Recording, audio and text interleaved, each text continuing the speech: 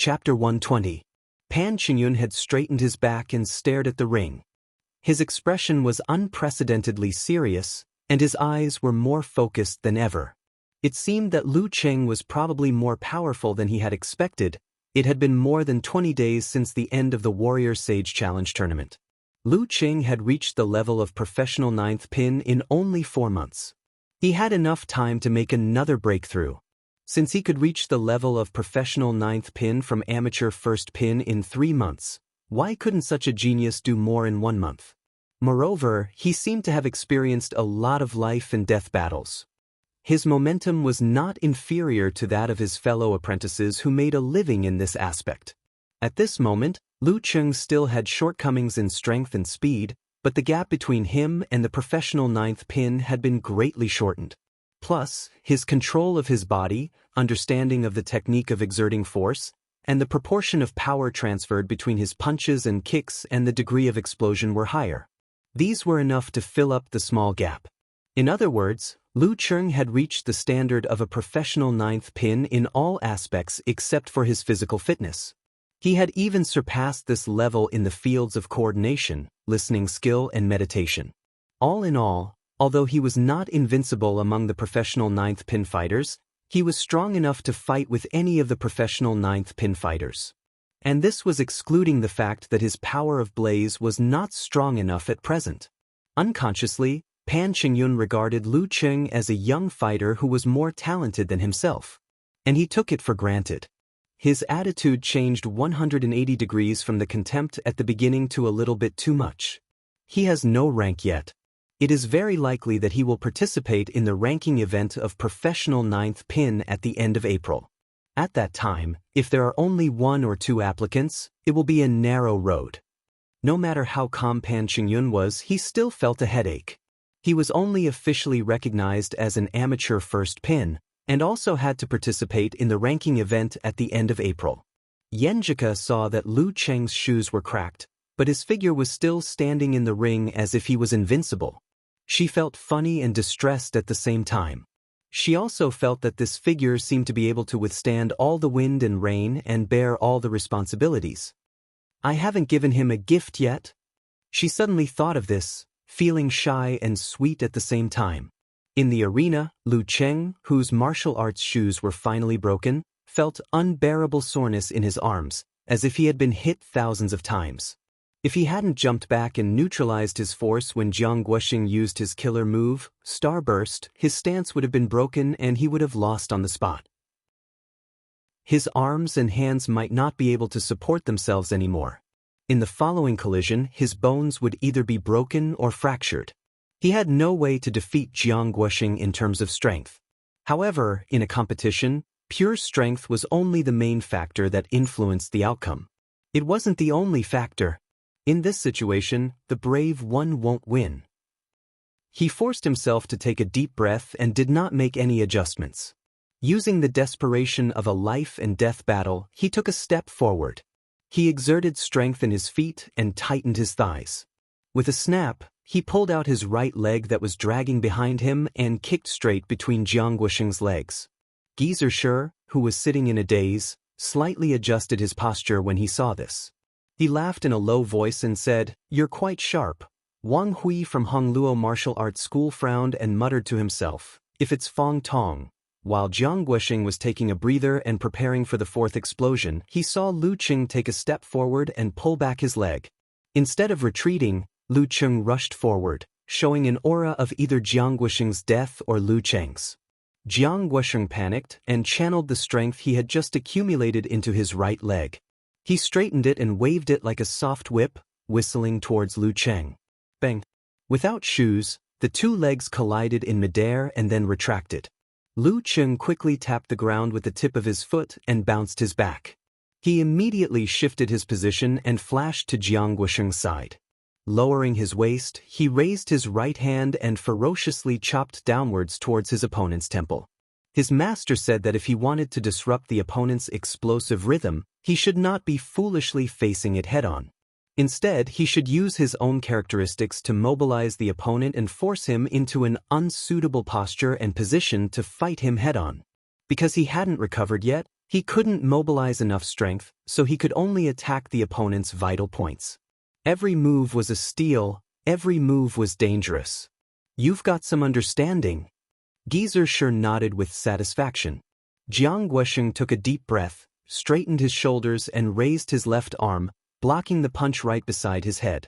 As soon as the two came into contact, his muscles suddenly expanded.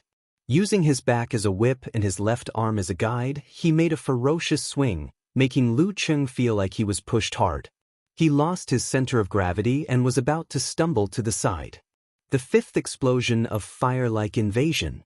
The moment he lost his center of gravity, Lu Cheng clearly knew that even if he quickly recovered his footwork, what awaited him was Jiang Guosheng's sixth explosion. The rhythm of the battle fell into his hands and there was no chance for him to win. At the critical moment, as he stumbled away, he snapped his fingers with his right hand that was next to his opponent's temple. A flame came out and burned a few strands of Jiang Guosheng's hair. Thump, thump, thump. Lu Cheng took 3 steps back and quickly adjusted his body to regain his center of gravity. Jiang Guosheng felt a burning pain in his head. He was afraid that his hair would burn his head, so he hurriedly swatted it back and didn't chase after him immediately. Seeing this, Lu Cheng had an idea. He took a deep breath and rushed forward crazily to Jiang Guosheng, who had just caught up with him. In a flash, he closed the distance between them. He stepped forward with his right foot, shook his shoulder, and threw a blast punch at Jiang Guosheng's lower abdomen. Jiang Guosheng didn't expect his opponent to be so tough. He had to use the 6th explosion in advance. His 2 hands quickly reached down and accurately pressed Lu Cheng's blast punch like an osprey landing. Seeing this, Wang Hui, the master of Hongluo martial arts school, couldn't help but sigh. He thought that it was a good thing that his disciple had become more prudent as he grew older and had a chance to break through to the Dan stage. But now it seemed that there were pros and cons. If he didn't force him into a corner, he wouldn't dare to take risks and risk his life. If it were Fong Tong, he wouldn't have taken a breather. He wouldn't have cared whether his hair was lit or not. When you create an opportunity, you have to seize it regardless of your own safety. This is the true essence of fire-like invasion. Compared to Lu Cheng, the difference between Jiang Guosheng and Lu Cheng was not only that Jiang Guosheng did not have the experience of a life-and-death battle, which could be made up for by his rich experience in arena battles, but also that he was no longer as hot-blooded and courageous as he was when he was young. Originally, a person without hot-blooded and courageous courage would have their own routines and advantages, but the fighting style of Hongluo martial arts school was called fire-like invasion, and the contradiction between the two was his biggest problem. Today, it would depend on whether or not his strength could solve this problem. Bang!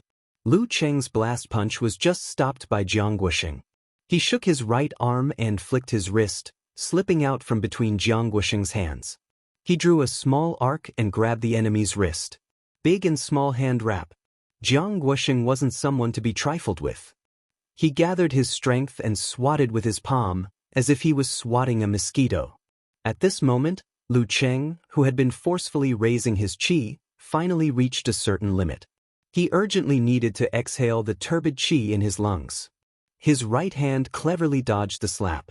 Just as he was about to exhale the foul air, an idea suddenly flashed through his mind. He remembered a live broadcast he had watched before. At a critical moment, the Dragon King's body was restrained and he was about to be thrown to the ground. While he was face to face with his opponent, he suddenly spat out fire from his mouth and burned his opponent's face. The idea turned into an idea. Lu Cheng used the Jindan to sense the inside of his body and made some adjustments. Then, he opened his mouth and, with the momentum of the brutal blizzard in his mind, exhaled and shouted. An arrow of turbid qi hit Jiang Guosheng's face. Although it wasn't really harmful, it made his eyes ache. He was so scared that he quickly closed them. Now is the time. Seizing the opportunity, Lu Cheng finally took out Jiang Guosheng's left wrist. Like holding a black snake, he swung it fiercely. Bam bam bam. Jiang Guosheng instinctively resisted with all his strength. However, a few of his joints were shaken open. His muscles were also damaged. His left arm was temporarily disabled. He let out a roar. Forced into a desperate situation, he finally didn't care anymore. His body seemed to expand. He leaned to the left and bumped into Lu Cheng with his shoulder. The 7th level of fire-like invasion. However, Lu Cheng had already entered the field he was best at, which was listening and sensing. He lowered his body, turned his back and pulled, and used his left arm as a fulcrum to throw Jianghua out of the ring. Jianghua flew over his head and out of the ring. The referee was slightly surprised, but he still raised his hand and announced the result. The second round, Lu Cheng wins. There were still 2 more levels of fire-like invasion, but Jiang Guosheng had already lost the match. Thump. Seeing senior brother Jiang, who usually taught disciples on behalf of his master, fall in front of them and struggle to stand up, the disciples and students of Hongluo Martial Arts School felt sad and desolate. No one spoke. Could it be that Lu Cheng had single-handedly challenged the martial arts school? The members of the Songqing University Martial Arts Club were also silent. They had not yet digested this unexpected surprise. Obviously, Jiang Guosheng seemed to be much more powerful and had the upper hand in the battle. How could he lose to Lu Cheng in the end? Moreover, he lost so miserably that the injury on his left arm could not be healed without a certain amount of time. Yenjika opened her pink lips slightly and then closed them again, revealing a playful and gentle dimple, just like the change when she heard the news in the Warrior Sage Challenge tournament. Pan Qingyun couldn't suppress his anger and fighting spirit anymore. He suddenly stood up and was about to walk to the arena. At this time, Lu Cheng, who was happy and complacent, shook his arm and rubbed his fist. He felt that his bones were still a little painful. If he continued to fight, he was afraid that he would be injured. But his opponent was only of amateur first pin. Since he was in the limelight, he had to leave some leftovers for his brother-in-law, right? Therefore, when Pan Qingyun came to him, he turned around and left the arena with his bare feet. He didn't even look at his opponent. He left. Pan Qingyun was stunned on his way out. Just like that? I'm not of amateur first pin. I'm of professional 9th pin. P.S. Based on your request, I'm updating in advance. Please recommend me. In addition, I have some content from Midnight Newspaper on my Signal Wuzhe 1985. You are welcome to read it. Chapter 121. The sun on Sunday shone through the windows of Hongluo Martial Arts School, leaving the room full of brilliance. Lu Cheng walked barefoot in the brilliance as if he was walking on a golden road. He was in a good mood, overflowing with happiness and relieving all the pressure. He looked at Yenjika walking back leisurely in front of the silent disciples and students of the martial arts club. This is the taste of victory. When he passed by Kai Zongming and the others, he nodded and greeted them contentedly, not at all embarrassed by the reality of being barefoot. What a master! A martial artist who hasn't reached physical invulnerability can be so powerful. He broke his shoes in one move. Didn't you see the cracks and footprints on the stone floor? If he punched the boys in our school, they would be smashed into meat pies. So manly! A few girls from the School of Arts whispered to each other, full of admiration. They had only seen the fights of physical invulnerability experts and didn't have a clear understanding of dance stage and body refining. Today was the first time they knew that a human could be so fierce with only physical strength. For the first time, they looked at the martial arts club in a new light. Boys who practice martial arts are so energetic and elegant. They saw Lin Kei stand up and walk towards Lu Cheng. They looked around and came to the same conclusion. Hearing their undisguised discussion, Kai Zongming had an impulse to cry. If he hadn't been lazy last year and joined the special training of the martial arts club, he wouldn't have been able to defeat Cheng. He's a freak. Zhang Jingye was a little jealous. Wu Qian sensed it and whispered in his ear, just take it that we're talking about TV stars, idols, singers, and famous martial artists. We're just gossiping. Not many people take it seriously. You're right. Zhang Jingye was relieved. But in this way, there would be a gap between Cheng and them. Qiu Zhigao sighed with emotion, I'm so jealous of Cheng. I often dream of the scene just now, as a man who liked to show off his muscles even in his dormitory, and as a new student who had an amateur level when he entered the school, it would be a lie if he said that he had never dreamed of martial arts when he was young. However, as he grew older and lost his talent, He gradually recognized reality and rationally put his time and energy into studying. He stared at the arena in a daze. His hot blood boiled, and his melancholy lasted for a long time. In the end, it turned into a sigh and disappeared into silence.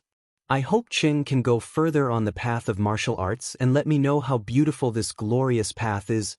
Zhao Chang pondered and suddenly blurted out, Old Xiao, did you notice that Qing won the game with a "huh" at the end? This must be the protection of some mysterious power. He sacrificed his own time. Ah, what? Qiao Zhigao was at a loss. Forget it.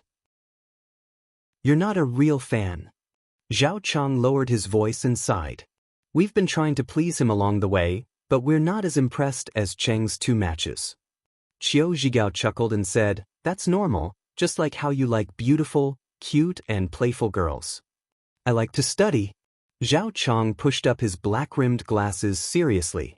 I'm going to start preparing for the postgraduate entrance exam now. So early? You're only a freshman. Qiao Zhigao was surprised. Zhao Chang smiled slightly and put away all of his seriousness and indecency. He exhaled and said, I've thought it over very clearly. Everyone has their own characteristics and their own future. The postgraduate entrance exam is the most suitable for me. I can't follow others to practice martial arts just because others practice martial arts, right? It's better to prepare early than to cram for it. I'll slowly improve my inner qualities and abilities. There must be someone who likes me. Qiao Zhigao was stunned by the 3 questions in a row. He gasped and said, Chang, why do I feel that you've developed a deeper thought? Zhao Chang didn't say anything. He pushed up his black-rimmed glasses again, reflecting the sunlight through the window. When they were about to reach the tatame of the Songqing University Martial Arts Club, Lu Cheng saw Li Mao taking the lead and applauding to welcome him back. Yan Zheka, on the other hand, was smiling. Her eyes were twinkling, looking playful and joyful. In the applause, he found Lin Kei standing up and walking towards him. He raised his right hand with a smile and made a high-five gesture. Lin Kei was stunned and didn't slow down. When he was about to pass by Lu Cheng's right side, he reached out his hand and gave Lu Cheng a high five. Come on, Lu Cheng said with a smile.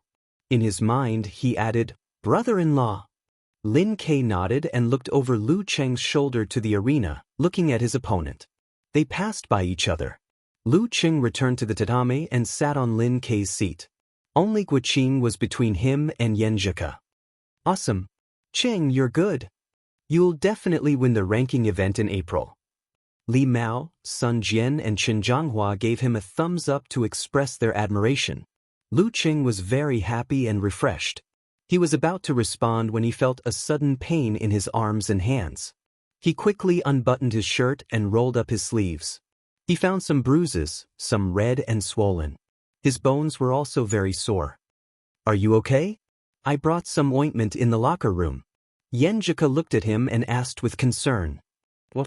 Hearing this, Li Mao, Lin Hua and the others immediately looked at Lu Cheng and Yan Zheka, sizing them up. Yan Zheka also realized that she was too active and became the center of attention.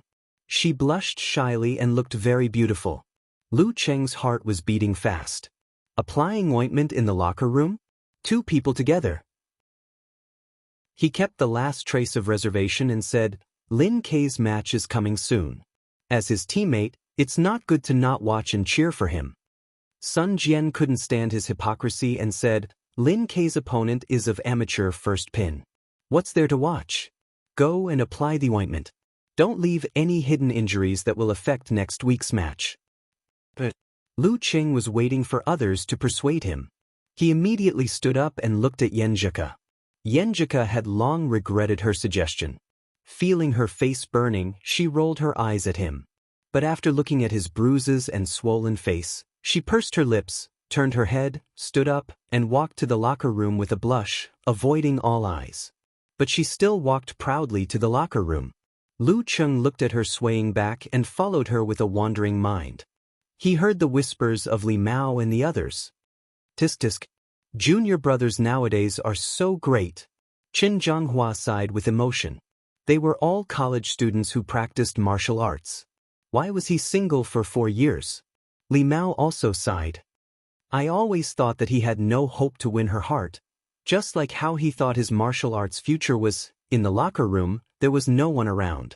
Yenjika turned around and snorted with her hands behind her back. Tell me, why did you agree? You should ask me to take out the ointment and apply it outside yourself. Lu Cheng suddenly felt like he was flirting with her. He pretended to be pitiful and said, but it's not easy for me to apply it myself. It hurts on both hands. Really? Yenjika hurriedly checked it. As a girl from a martial arts family, she had a good eye. She was relieved and said, there are no wounds on the bones. Sit down, I'll get the ointment. She trotted to the locker, took out the ointment, and sat next to Lu Cheng. She raised her right hand, which had a lot of bruises, squeezed out the ointment, and kneaded it in a special way. Lu Cheng's eyes followed her figure and followed her busy movements.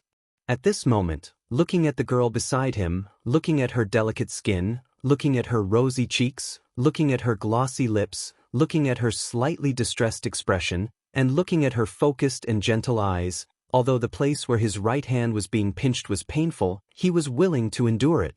He even felt like he was intoxicated by it, even if it wasn't wine that made him drunk. At this moment he longed for eternity. After kneading the bruises on both hands, Yenjika rolled her eyes and pretended to be normal. She said, "Where's your locker? I'll bring your shoes here. It's not good for you to walk barefoot." That. Lu Cheng pointed, enjoying the girl's thoughtfulness and gentleness. You continue to knead them yourself. Yenjika wiped her hands with a tissue and turned to the locker. When she took out Lu Cheng's sneakers, she deliberately blocked his view with her back and quickly looked at the size. Then she lifted the corner of her mouth and went back with the shoes. What made you so happy? Lu Cheng asked curiously. Yenjika said with a smile, if you didn't bring this pair of shoes, you would have to go back barefoot. Who would use martial arts shoes as a daily item? Lu Cheng answered with a relaxed body and mind. His socks were gloriously broken just now, so he had to wear shoes barefoot for the time being. Lu Cheng is so cool. Yen Shaoling sent a voice message to Brahmin while staring at the replay on the screen. Brahmin laughed crisply. The scene of him turning around barefoot perfectly matched my expectations and fantasies of a mysterious master. According to the commentator, the professional 9th pin fighter who lost is very strong, close to the Dan stage. He is now praising our Lu Cheng crazily, saying that he is not only a genius, but also good at actual combat and seizing opportunities. Yen Shaoling was satisfied and wanted to give the commentator a thumbs up. While the two girls were talking and laughing, Yen Shaoling opened the web page and logged into the forum, preparing to create a post about the preliminaries. When the page refreshed, she suddenly rubbed her eyes, wondering if she had seen the wrong number. Yesterday, there were only 4 followers. How come there are 368 followers now? How many times had it increased? Brahmin, go to the forum. I think there's something wrong with my eyes. Yen Shaoling sent a message to Brahmin immediately. After a while, Brahmin replied weakly, my eyes seem to have something wrong with them too. In the same forum, Unparalleled Dragon King quietly posted a post. Lu Cheng's data collection. Name, Lu Cheng. Occupation, student. Age, 19. School, Songqing University. Martial arts rank, strong professional 9th pin. In Hongluo Martial Arts School, most of the disciples and trainees had lost all hope. Only a few core disciples who knew Pan Qingyun's real strength still had a glimmer of hope, hoping that he could turn the situation around as a secret weapon. As long as he defeated Lin Ke, the 3rd fighter of Songqing University would not even reach amateur 1st pin. Pan Qingyun adjusted his breath and stood opposite Lin Quebec. Because it was the first time for both of them to fight, there was no problem of physical recovery, so even if there was no time to talk, the referee was not in a hurry to announce the start of the fight. Instead, he called the staff to clean up the arena, so as not to interfere with the following fight. After a while, he confirmed with the 2 fighters, then waved his right hand and said loudly, "Start." Pan Qingyun knew that his strength of professional 9th pin couldn't be hidden from Lin Ke for long, so he planned to go all out from the beginning to seize the opportunity when Lin Ke underestimated him. He visualized a spreading flame and ignited his whole body. He tightened his waist and back, pushed down, and put strength in his legs and feet. He suddenly pounced on Lin Kei for several meters. Lin Kei didn't retreat. He strode forward and suddenly stopped. He put strength in his feet, his body slightly trembled, his temples bulged, and his right arm pulled back. In a very short distance, he completed the eruption and electric shooting, and hit Pan Qingyun like a meteor. Pan Qingyun also completed the first eruption, as if he was holding a giant hammer, and hit down fiercely. Bang! When the two collided, Pan Qingyun felt like he was hit by a bomb. His whole body was shaking, his bones were trembling, his blood and qi were rolling, his internal organs were uncomfortable, and his fascia and muscles were unable to exert strength for a while. Lin Kei approached him, pulled out his left arm and stopped at his neck. Round 3, Lin Kei wins. The referee suddenly felt like laughing. This was even faster than the first round. The gap between a professional 9th pin and an amateur 1st pin was indeed huge. Lin Kei didn't look at Pan Qingyun. His expressionless face revealed a thoughtful expression, and he whispered to himself, "Just like him, I have to go all out from the beginning?" While speaking, Lin Kei made an obeisance, turned around, and walked out of the ring with neither joy nor sadness. There was nothing to be happy about defeating an opponent of amateur 1st pin. Pan Qingyun stared blankly and suddenly wanted to shout loudly to announce the truth to everyone. "I'm a professional 9th pin, not an amateur 1st pin. P.S. The book will be published in the early hours of the morning. Everyone, get your subscriptions and monthly tickets ready. There will be a speech for the book release later." Chapter 122. It was time for another book to be published. There was already a new page at 7 p.m., and there would be a VIP chapter at around 12:10 p.m. Normally speaking, at this time, I would talk about how hard I worked and how difficult it was to write this book. I would talk about my pitifulness and friendship in order to get more subscribers. But first, I would like to talk about something else, something that might cause the number of subscribers to drop. That was, don't have unnecessary expectations. I've already said that this book is a book of small scale, a book of medium to low-level martial arts. There won't be any battles between heaven and earth, no intense conflicts, and no grand schemes. Don't hold unnecessary expectations for these. The reason why I chose to publish the book for 2 months, 6,000 words a day, and 400,000 words a day, was to attract more readers. Also, I wanted to write out the book's style, rhythm, and main points so that the old readers would understand what kind of book it was, whether they would like it, and whether it was worth subscribing after it was published. I had always felt bad for everyone's money. I never wanted you to subscribe and support this book unconditionally just because of the books before it, even if you didn't like it. That would make me feel guilty. What I wanted was for you to only subscribe if you liked it. If you didn't like the style of this book, you could always wait for the next book. The next book would definitely be a different style and rhythm. There would always be something you like. There were many details in this book that I had wanted to write about for a long time. After the Fate Destroyer incident, didn't I say that I had the idea of writing about a fantasy city? Fantasy was arcane, and this was part of that city. Back then, I wanted to write about the technical flow of industrial layout, but now I didn't have the passion, the idea, or the knowledge to do so. However, I often thought about the daily details in the book, smiled at them, and always wanted to write about them. Back then, I chose to write about arcane magic for 2 reasons. First, the change in the city was too big. Second, I was more passionate and motivated about arcane magic. Third, I didn't think that my writing skills back then were enough to write the daily details I wanted. I was afraid that I would only write a bunch of flowing accounts. After the tempering of the 3 books, it wasn't until the end of this life that I finally had the confidence to write a good daily life without deliberately creating conflicts. I could write something that was interesting in the mundane. At least for now, I barely managed to write it, and it was also the first time that I had the feeling of writing an essay that was filled with laughter and anger. This is a slow-paced book. I want to write about a young man named Lu Cheng. What kind of people he will meet, what will happen, what kind of feelings he will experience, what kind of friends he will have, what kind of enemies he will face, and what kind of person he will grow up to. Martial arts is important, but other things are equally important. The dark main line of this book is Lu Cheng's life. Every one of us will experience the life we are tasting or reminiscing from time to time. There was nothing wrong with that. I like to read it too.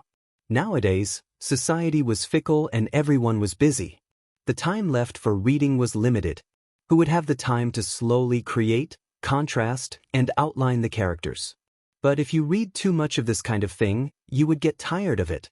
When I first came in contact with online novels, I was surprised by the variety of styles. No matter how special my tastes were at any stage, I could find what I wanted to read. I still remembered when I was moved. I still remembered many characters with different characteristics. I still remembered reading books in front of the computer and almost crying because of the plot. Now, there were definitely similar books, but they were getting fewer and fewer. I'm not boasting about how rare it is. I just want to say that I really want to write a book like this. There are details, daily life, hot-bloodedness, passion, touching feelings, memories, innocence, purity, and all kinds of living people. The only problem is that the pace will be very slow, and there will be fewer conflicts. This is King tragedy, but the results can be predicted. Also, I wanted to proudly say that I tried a new way of describing characters. I didn't want to say what kind of person Yenjika was. I didn't want to quickly create cute points and try to leave a deep impression in 1 or 2 chapters.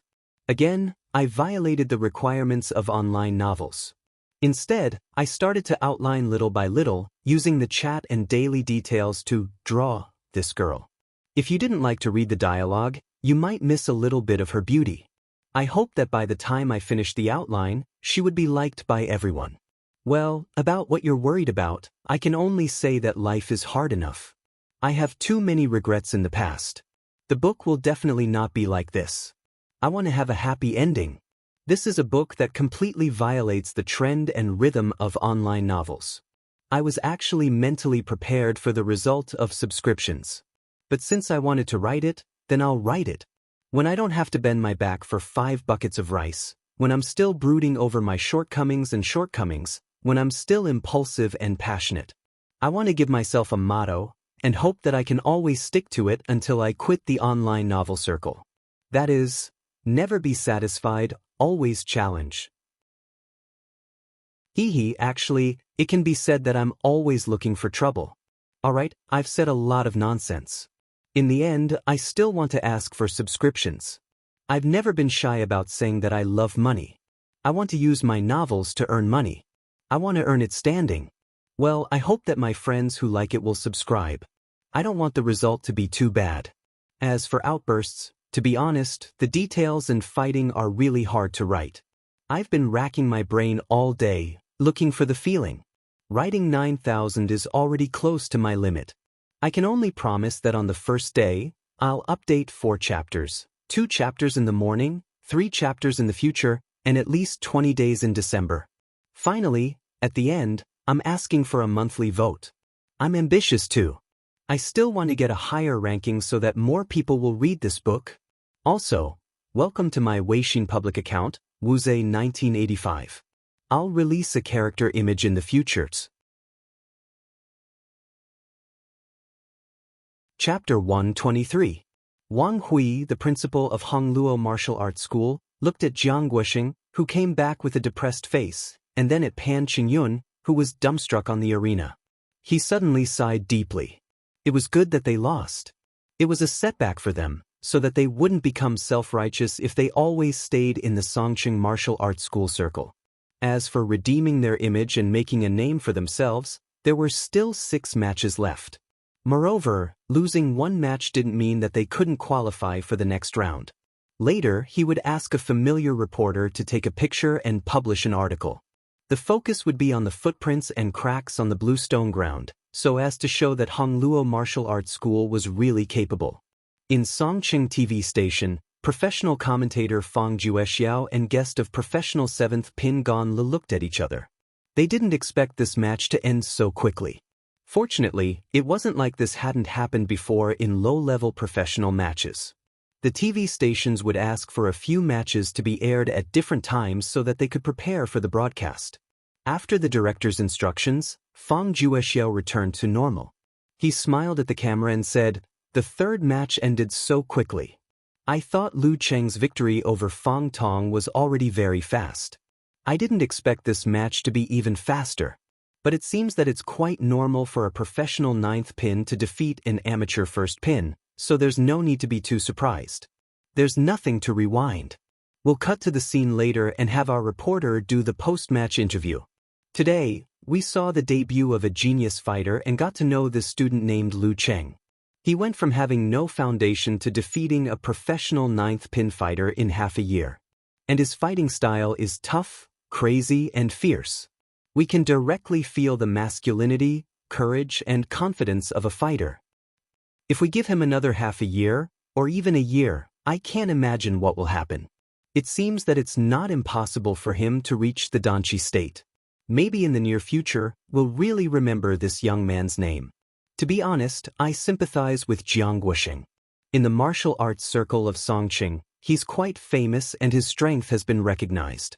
He's only one step away from reaching the Dan state. But the reality is so cruel. The old will eventually make way for the young. This is especially obvious in the martial arts world. If you haven't reached the Dan state and are over 30 years old, you're really afraid of the young. Alas, this makes a middle-aged man like me sigh with a sense of crisis. 19 years old Lu Cheng and 19 years old Lin Kei are both genius fighters. Songqing University Martial Arts Club is about to set off a youth storm in the preliminaries.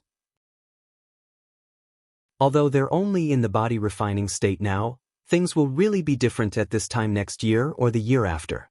I'm thinking, if Songqing University Martial Arts Club doesn't recruit students, I'm afraid there will be a bunch of people paying money tomorrow.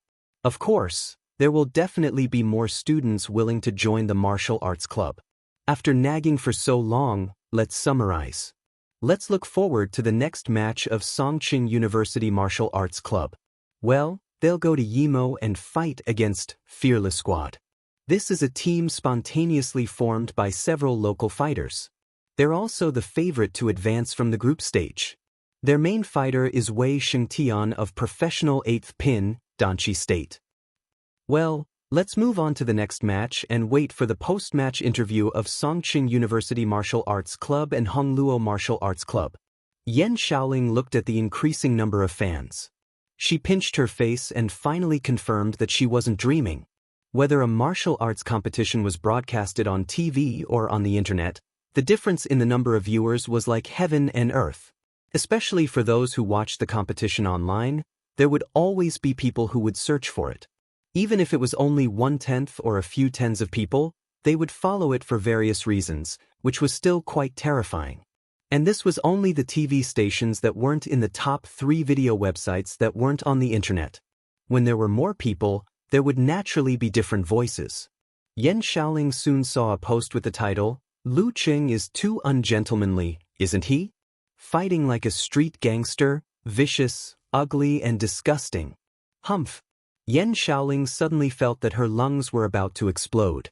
She opened the post and planned to scold, "No, be reasonable. I'm a civilized, gentle, polite, and cute fan of Lu Cheng." The poster was called, "I Just Can't Stand." He wrote eloquently, greeting people between their legs for no reason. Lu Cheng is really dark. Doesn't he have the demeanor of a master? He even breathed in people's faces. Doesn't he find his mouth smelly? Yan Shaoling scrolled down and was about to reply when she saw Unparalleled Dragon King posted a picture of Dragon King breathing fire in his opponent's face. "Dragon King passed by shamefully," he replied. A new follower named Niechichi followed closely with a picture of warrior sage Qian Donglu slapping his opponent's crotch. She added, "Warrior sage silently gave it a like." Blood-sucking cat followed closely. Dong Baxian was scared and called him an idiot. This sentence was followed by a picture of Yanzhao Hall Master Dong Baxian when he was young.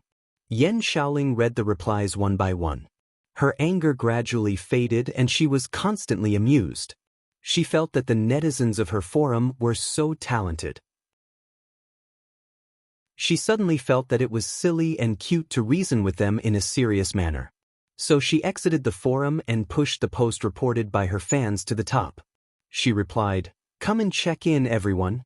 At this moment, she was filled with a sense of achievement and happiness. She saw that the forum finally improved under her and Brahman's care. It was as if the two of them had accompanied Lu Cheng's growth bit by bit. Looking at the increasing number of fans, she laughed foolishly. Looking at it, she laughed foolishly. Looking at it, she laughed foolishly again. Shu Rui suddenly felt a toothache when she saw Lin Ke beat Pan Qingyun. Today's match was wonderful, but it was too short. Normally speaking, a three-person selection match would last half an hour. If the match was a little longer, more anxious, and the strength of the two sides was about the same, and there were a little more matches, this goal could be easily achieved. But no. She looked at the watch on her wrist and found that the time was fixed at 3:11. And this match started at 3 o'clock sharp. Deducting 3 minutes of conversation time, cleaning up the arena, and deliberately extending the time in between, how long would the real battle last? And this was mainly focused on the second match, Lu Cheng versus Jiang Guoxing. Those guys in the advertising department will draw circles and curse me. Shu Rui restrained her feelings and laughed at herself. She held the microphone and walked to Lin Ke, who was leaving the arena. She was quickly thinking about the interview in her mind. For Lin Ke, defeating a fighter of amateur first pin was nothing to say. It was not newsworthy. She had to change her angle, stopping Lin Ke. Shu Rui handed him the microphone and smiled professionally. "Hello, Lin Quebec. I'm a reporter from Songcheng TV station. I have a few questions to ask you. Your fighting style just now seemed a little different from before." As a reporter who focused on martial arts, she had a good eye.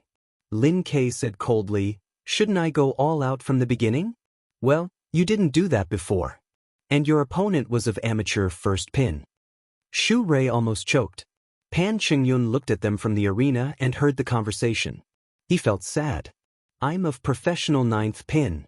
To this question, Lin Ke answered matter-of-factly, "People change." "That's so reasonable. I don't know what to say." Shu Rui smiled stiffly and changed the topic. "What do you think of your teammate Lu Cheng's performance today? He even defeated the opponent's leading general. Is that out of your expectation?" Lin Ke thought for a while and said, "I do have some opinions, but I don't want to tell others." Shu Rui was dumbfounded. She stared blankly at Lin Ke, who nodded and brushed past her, heading for the tatami where the Songcheng University Martial Arts Club was located. She had interviewed many Songcheng martial artists, many of whom were eccentric. But she had never seen someone like Lin Ke. Was his character flawed? Or was he good at telling cold jokes? Only with comparison could one feel. At this moment, Shu Rui felt that Lu Cheng was a good interviewee, 100 times better than Lin Ke. She turned her eyes to the Songcheng Martial Arts Club, intending to interview Lu Cheng and comfort herself. Where's Lu Cheng? Why wasn't he celebrating with everyone? Where had he run off to? Shu Rui was stunned for a moment. She suddenly felt that the Songcheng University Martial Arts Club was too capricious. Couldn't they just accept an interview?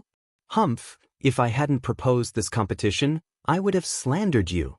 She couldn't find Lu Cheng, so she had to turn around and walk to the Hongluo Martial Arts School.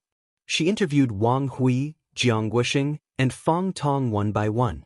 Wang Hui sighed and said, "They are indeed very strong, but it's not like we don't have a chance. If we had known that Lu Cheng had the supernatural ability of fire, the result today might have been different. But no matter what, we still have to congratulate them." Jiang Guoxing smiled bitterly. "It's my own problem. Lu Cheng was braver and more determined, so he deserved the victory. I must be unwilling and sullen, but a failure is a failure. There is no excuse. I can only find the problem and try to change it. My joints have been set, but it will take about 2 weeks to recover. I hope Cheng Yun and Fong Tong can shoulder the burden. There is nothing to say. I just want to have a chance to fight with them again. I won't be as careless as today." Fong Tong regained his spirit. "Of course, through today's competition, I also found my own problem. A good opponent is a good mirror." After that, Shu Rui went to interview the audience randomly. Looking at her back, Pan Qingyun wanted to cry but failed to shed a tear. What about me? Won't you interview me? I'm not of amateur first pin, I'm of professional ninth pin. Wang Hui glanced at his last disciple and suddenly felt like laughing. His secret weapon was really a secret to the end. The Songqing University Martial Arts Club entered the locker room, interrupting Lu Cheng's enjoyment. Yenjika put down the ointment and stood up. Her cheeks were red. She pretended to be calm and asked, "One? So fast?" "Of course. His opponent is of amateur first pin. How much time can Lin Ke spend?" Li Mao answered with a smile. Then he looked at Lu Cheng and began to jeer. "You took away the treasure of our martial arts club. Don't you want to show some appreciation? Don't you want to treat us to a meal?" Lu Cheng was disappointed because he didn't have the girl's hand to massage him. Hearing this, he answered shyly and happily, "How about tonight? We can celebrate the victory." He didn't want to ask about Lin Ke's enemy. His opponent was of amateur first pin. His name was Pan, what was it again? While speaking, he looked at Yenjika. The girl was shy and angry, but her eyes were bright. She snorted and turned her head aside. She didn't object to his proposal. This kind of thing must be approved by his girlfriend. We have activities on the weekend. It's still early. It's troublesome to gather us in the evening. How about tomorrow at noon? After the special training, we can go to the cafeteria together. We don't eat anything good, just a small fry. Hey, remember, this is not the purpose of your money. Sun Jian joked, but his girlfriend, Lin Hua, pinched him. A small fry in the cafeteria was at least half the price compared to the same amount in the restaurant. Seeing that Li Mao and others agreed, and Yenjika didn't show any displeasure, Lu Cheng immediately said, "Okay, tomorrow at noon." After that, they changed clothes and cleaned up. When Lu Cheng came out of the bathroom, he saw Yenjika standing in front of Lin Quebec. She put her hands together and made a cute begging gesture. Lin Ke was silent for a while and nodded slightly. Looking for an opportunity, he approached Yenjika and asked in a low voice, "What did you ask your cousin for?" Yenjika smiled shyly and said, "I asked him not to gossip and not to tell my family about us." "Your family doesn't want you to date in college?" Lu Cheng asked sharply. Yenjika nodded like a chick pecking at grains. "Yes, my parents all want me to focus on my studies in college and think about dating after graduation. But my mom didn't listen to my grandparents and stubbornly married my dad, didn't she?" "So?" Lu Cheng asked. Yenjika slightly raised her chin and turned her head aside. She snorted and said, "Like mother, like daughter." Looking at her proud and shy expression, Lu Cheng was moved and warm. He just wanted to hold her in his arms and give her a gentle kiss, pouring all his feelings into it. Considering that Yenjika hadn't completely adapted to the situation in front of so many people, he just reached out his hand and quietly grasped Yenjika's delicate hand. They looked at each other and exchanged 1,000 words. After a few minutes, Yenjika saw that everyone was done. She quickly retracted her hand and looked up. "I'm going shopping with Qing later. I'll treat you to a meal in the cafeteria tonight. We'll hold a celebration party for you."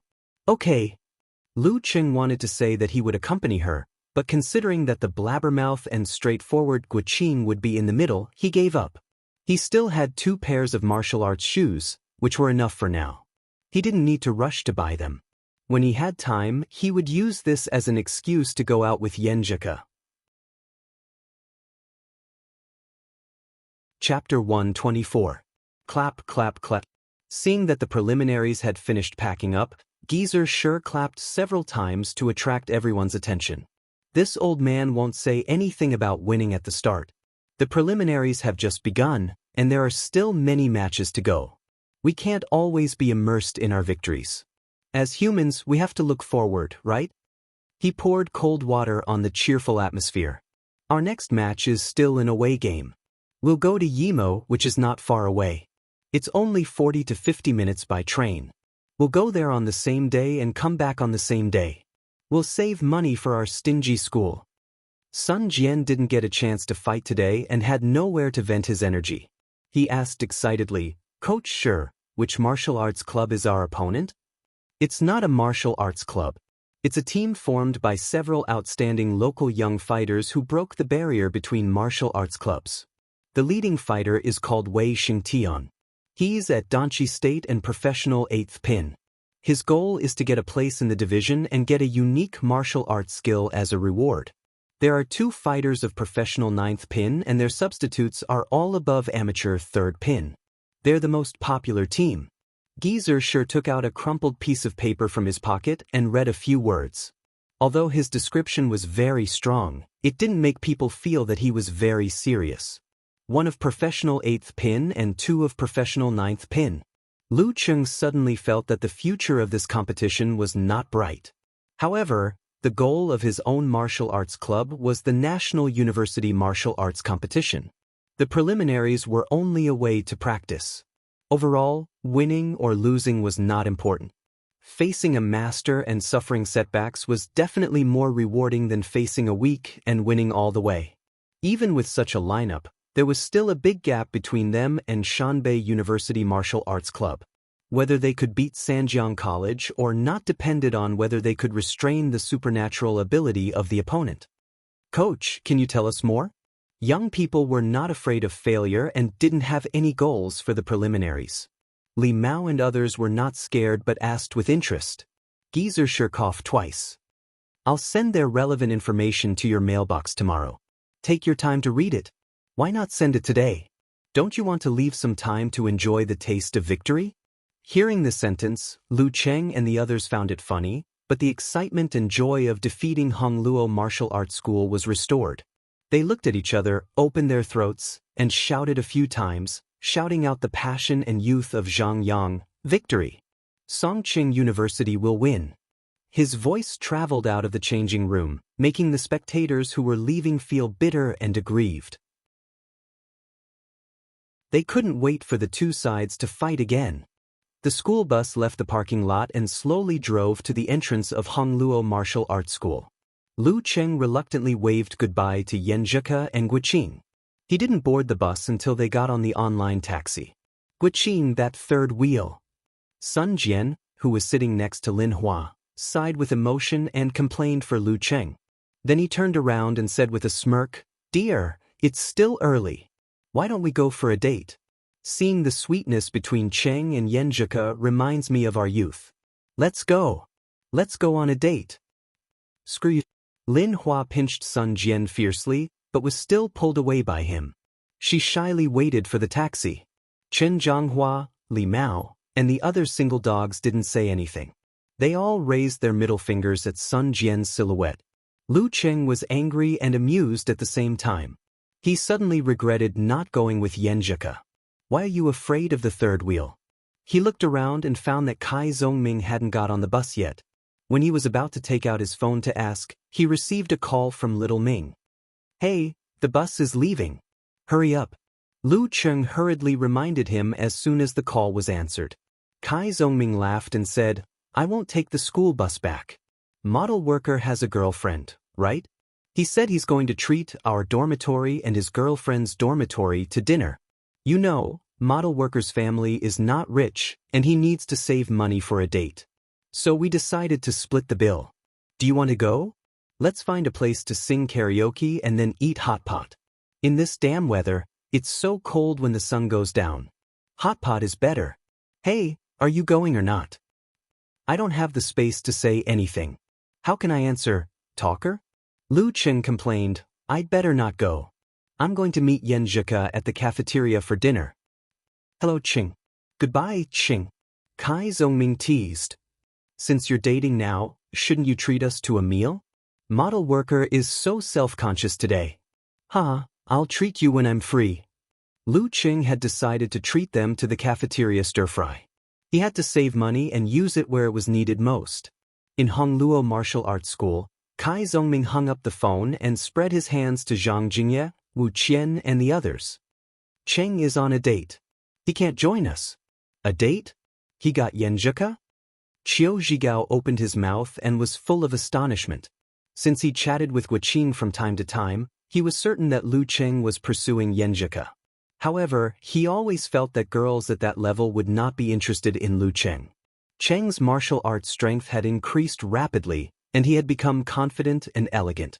It was only this semester, but he would have to spend at least a year or so pursuing her.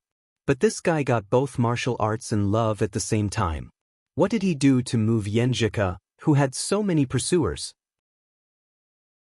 Kai Zongming nodded with a smile. Yes, he has been pursuing her since last semester. Finally, his hard work pays off. Zhao Chang was stunned for a while and blurted out, "Damn, he's a winner in life." Wu Qian asked curiously, "Is it the beautiful girl in the martial arts club?" "Yes, I didn't think it was possible at that time. But how can you know it's impossible if you don't try? What if a blind cat bumps into a dead mouse? What if the girl is blind?" Even if Lu Cheng was not in front of him, Kai Zongming could not restrain his impulse to tease him. But in the end he said, "I'm envious of you. A foreign dog. You also have a girlfriend?" One of Wu Qian's roommates asked with a smile. Kai Zongming nodded slightly and answered frankly and humorously, "Of course, do I look like the kind of guy who doesn't have a girlfriend? Like this one, this one?" Zhao Chang and Qiu Zhigao couldn't stand the teasing and hurriedly said, "Let's go. Don't waste time." Kai Zongming laughed and said, "Yeah, this is a hostile place. All the members of the martial arts club have left. If we stay here, we'll be beaten up." As soon as he finished speaking, he suddenly felt a chill in his surroundings. He saw that the disciples and students of Hongluo Martial Arts School were looking at him and the others with a complicated expression. He was immediately frightened and quickly led the others out of the martial arts school. Facing the remaining sunlight of the afternoon, he said in a tone as if he had escaped from heaven, "Let's go and have fun." In the car, Guqing could no longer suppress her doubts and asked, "Ku, why do you suddenly want to go shopping?" Yenjika loosened her ponytail and flipped her hair. She turned to look out of the window and said with a smile, "Cheng's shoes are broken." "Oh?"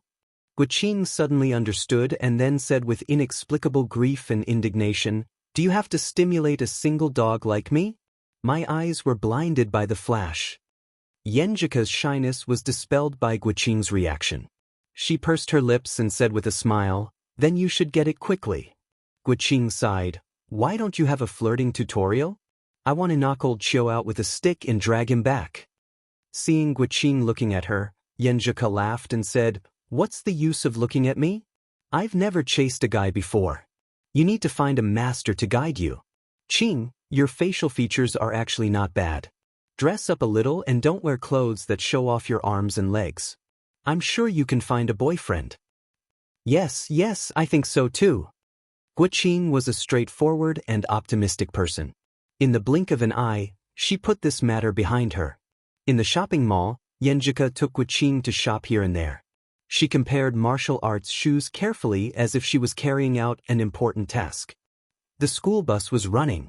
It was empty. Lu Cheng occupied 2 seats by himself.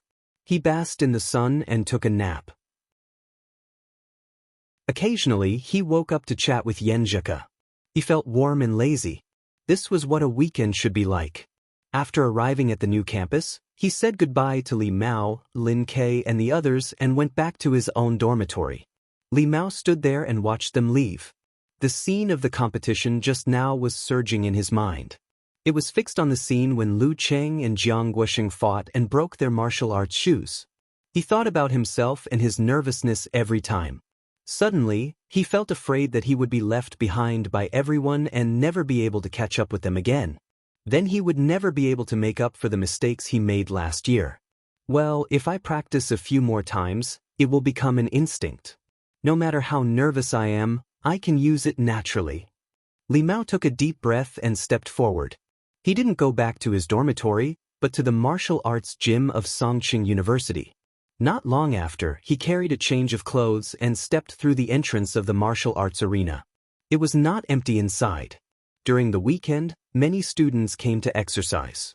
They could use everything here, except for the locker room. Li Mao looked around and walked to the men's locker room first. When he was about to take out the key to open the door, a shadow suddenly appeared beside him. Senior brother Chen?" He turned his head and was surprised to find that it was Chen Zhanghua. "Why are you here?" Chen Zhanghua smiled bitterly. "I couldn't sit still after watching the 2 junior brothers' competition. I will participate in the professional ranking event in April. I am 100% sure that I will meet Lu Cheng. I just hope that we won't be in the same group. Alas, I thought that the training in the morning was not intense and I could practice in the afternoon. So I decided to come here. You too? Yeah. Li Mao smiled tacitly. This is our weekend. Back in his dormitory, Lu Cheng turned on his computer and clicked on the browser. He wanted to see what changes had happened to his private forum after the live broadcast. 413 fans. He looked at the number in disbelief. There are 413 people supporting me now? This was the number of students from 7 or 8 classes in high school. He scrolled down and found that there were not as many posts and active IDs as he had expected. But this was normal. The silent ones were always the majority, and those who followed him were not necessarily his supporters. He read every post and was amused by the talented answers of the forum members. He was shocked by the fact that Unparalleled Dragon King had become his fan. He was moved by the adorable Eternal Nightfall and Brahmin, who were trying to maintain order. He picked up his phone from time to time and chatted with Yenjika, intending to share this matter with her during dinner. Lu Cheng also read the chat group of the Longhu Club forum and said a few words. He was caught by wonton seller and asked curiously, "Little tiger, why did you disappear again recently?" "I am in love," Lu Cheng said with a funny face. He couldn't wait to tell the whole world about his happiness. "Yo, you have a girlfriend so soon? College students nowadays are really making us old guys envious." Road to the arena, and others joked. Brahmin even urged Lu Cheng to post a photo, but was mercilessly and cruelly refused. Okay, don't force little tiger. He's very shy. Wonton seller snickered. At this time, Road to the arena, at the moderator, Pig riding, we have known each other for a long time. When are we going to organize a meetup? Okay, how about after little Wonton finishes her college entrance examination? Pig riding Knight answered quickly.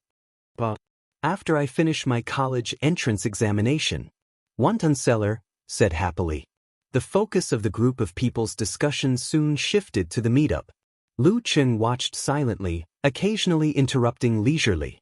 Sometimes he would brag with Fatty Jiang and the others, and sometimes he would call his mother and tell her that he had won the competition. For him, this feeling was very comfortable. He was not only the calm and fierce Lu Cheng in the arena, a genius fighter who defeated strong opponents consecutively, but he was also a living person with his own social circle, his own daily life, his own happiness, anger, sorrow, and joy. Similarly, the people around him also had their own lives. In their own world, they were also the protagonists. When all these things were intertwined, it was called life. The leisure afternoon passed quickly. Lu Cheng received a message from Yenjika. "I'm back. Wait for me at the intersection of Red Maple Road outside the first cafeteria. P.S. I am asking for monthly votes. There are more in the day."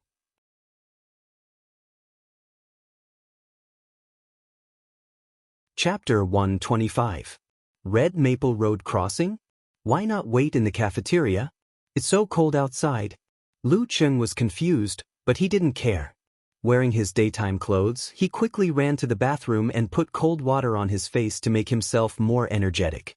He went downstairs, and walked all the way to the destination. He didn't have to look for Yenjika deliberately.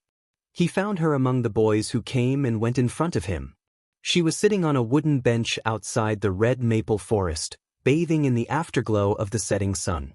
She was looking at her phone with her black hair hanging down, peaceful and beautiful, like a flawless picture. Lu Cheng almost held his breath for fear of breaking the beautiful picture. But the anxiety in his heart urged him to quickly come to Yenjika's side. He blurted out, "Are you cold? Hey, what kind of greeting is this? Isn't this what I was worried about just now?" Looking at him, who was a little dumbfounded, Yenjika stood up, looked around, lowered her head and laughed. "My quilted jacket is quite warm." She was wearing a pink quilted jacket, full of the air of a young girl. Without waiting for Lu Cheng to answer, she looked to the side and pointed to the paper bag on the ground as if nothing had happened. "When I was shopping with Aching, I happened to see a martial arts shoe store on sale. I thought your shoes were broken, so I bought a pair. You can try it on." While talking, a suspicious blush appeared on her face. Lu Cheng was stunned at first, and then he felt a burst of joy in his heart, like a rolling mountain rock, crushing all other thoughts. She bought it specially for me, didn't she? Or why didn't she mention it earlier or later? Why did she say she was going shopping with Guqing just after the competition? Or why did she happen to see a martial arts shoe sale? Glancing at his happy and enlightened expression, Yan Zheke flew into a rage out of humiliation. "I just happened to see it. Where do you think you are going?" Before she finished her words, she suddenly felt a shadow in front of her, and then she was embraced by a thick chest. She shouted in a low voice, struggling and twisting. Lu Cheng heard that she didn't use much strength, so he held her firmly and refused to let go. Yan Zheke tried a few times, but failed. She clenched her fist and hit Lu Cheng's shoulder playfully. "How can you hug me like that? In public?" "Because I was too excited and happy." Lu Cheng impulsively hugged the girl. Looking at her silky black hair, smelling the waves of fragrance, feeling the light and delicate body, he gradually came to a decision. The excitement just now had lost its intensity, but it had become long-lasting. Everything seemed to have quieted down. Lu Cheng wanted to kiss her hair quietly, but Yan Zheke was still not comfortable enough. Worried about the eyes of the passers-by, she struggled again and said in a flirtatious tone, "Hurry up and try on your shoes." Knowing that the girl was thin-skinned, Lu Cheng didn't ask again. He loosened his arms and sat on the bench with a smile that wouldn't fade away. He took out the shoebox from the paper bag. Out of the corner of his eye, he saw a few boys passing by with disappointment. They seemed to have found that a good cabbage had been eaten by a dog. Until now, Lu Cheng finally understood why Yan Zheke didn't wait in the cafeteria. It felt weird to try on shoes when everyone was eating. After putting on the shoes, he stood up and walked a few steps. He put on the stance and tested the feeling of strength. He praised sincerely, "It suits you very well. It suits you better than the previous pairs of martial arts shoes. How did you know my size?" Seeing that he was really satisfied, Yan Zheke pursed her pink lips and slightly raised her chin. She said with a little pride, "I am a mountain master with divine foresight." Lu Cheng vaguely guessed that she had peeked at his shoes when she was helping him take them out today. But he didn't want to spoil the fun. He laughed and said, No, it's not me." "Then what is it?" Yan Zheke was confused. Lu Cheng pretended to be serious and said, "It's me, a mountain master with divine foresight." Yan Zheke couldn't help but laugh and turned her head. She said with hatred, "I didn't expect you to be such a mushy Cheng." After flirting for a while, Lu Cheng changed back to his old shoes. He said with joy and embarrassment, "I don't want to wear this pair of shoes. It's the first gift you gave me. What if it breaks?" He had already made up his mind to wear this pair of shoes when he was practicing martial arts. Yan Zheke snickered and said, "If it breaks, you have to collect the pieces and stick them on yourself. Then you can worship them." On this topic, the two chatted and walked hand in hand into the cafeteria. They chose a small pot of stir-fry. After dinner, Lu Cheng didn't want to be separated from the girl. He said in a low voice, "I remember you don't have class tonight?" Yan Zheke answered with a smile. "What do you want to say?" Lu Cheng suggested, "Didn't I say I would be your sparring partner this weekend? Yesterday we had a date and today we have a competition. I don't have time to do it. Coincidentally, I don't have class tonight either. How about we go to the martial arts club to practice?" After personally experiencing the atmosphere of the challenge tournament as a substitute, Yan Zheke was indeed eager to give it a try. Hearing Lu Cheng's words, she hesitated for a minute before saying, "Okay then. Anyway, I haven't been back to the dormitory yet, and I still have my martial arts suit with me. I won't go back to get my martial arts suit. I don't need to be so formal as a sparring partner. Besides, I also have the martial arts shoes you gave me. It's a good chance to experience it." Lu Cheng said happily, "Let's walk there and digest first." He lifted all the bags and naturally picked up the girl's left hand with his right hand. Their fingers intertwined and they walked towards the long bridge. "By the way, I have a fan form now." Lu Cheng remembered this and said with a little bit of pride, Yenjika opened her mouth slightly and said in a cute way, "Fan forum? Yours?" Why couldn't these two words be connected? Yes, fans who supported me because they watched my challenge tournament. They established it themselves. Lu Cheng clarified, afraid that Yenjika would misunderstand that he had tricked the little girl into becoming his fan. Really? Yenjika withdrew her hand with excitement and curiosity. She took out her phone and said, "Where? Where is it?" After saying this, she pouted and mocked herself. "It should be out if I search your name." I'm so stupid. She searched for Lu Cheng and found the forum. She clicked in and read the post carefully. Lu Cheng had an ulterior motive. He reached out and held her waist with the excuse that he was afraid that she would fall. Because it was winter and she was wearing a lot of clothes, he couldn't feel her slender body. These two moderators are so funny. I feel like they are little girls. Yenjika turned her head and looked at Lu Cheng with bright eyes. "Cheng, you have so many fans who support you before I know it. I didn't expect it either." Lu Cheng said sincerely. Yenjika chuckled. "I'll be your fan too." "Well, let's register an ID first. What should I call it?" "It should be simple, plain, generous, and direct." Simple, plain, generous, and direct? Lu Cheng racked his brain and helped to think of a nickname. At this moment, Yenjika laughed and said, "I've got it." "What's your name?" Lu Cheng asked curiously. Yenjika took the phone to the other side and said with her back to Lu Cheng, "After I reply to the post, you can see it yourself." This made Lu Cheng's heart itch even more. He calmed down and waited for a while. When he heard Yenjika say, "Done," he quickly took out his mobile phone and entered the forum. He saw a signpost with a new reply. The reply was called Lu Cheng's girlfriend.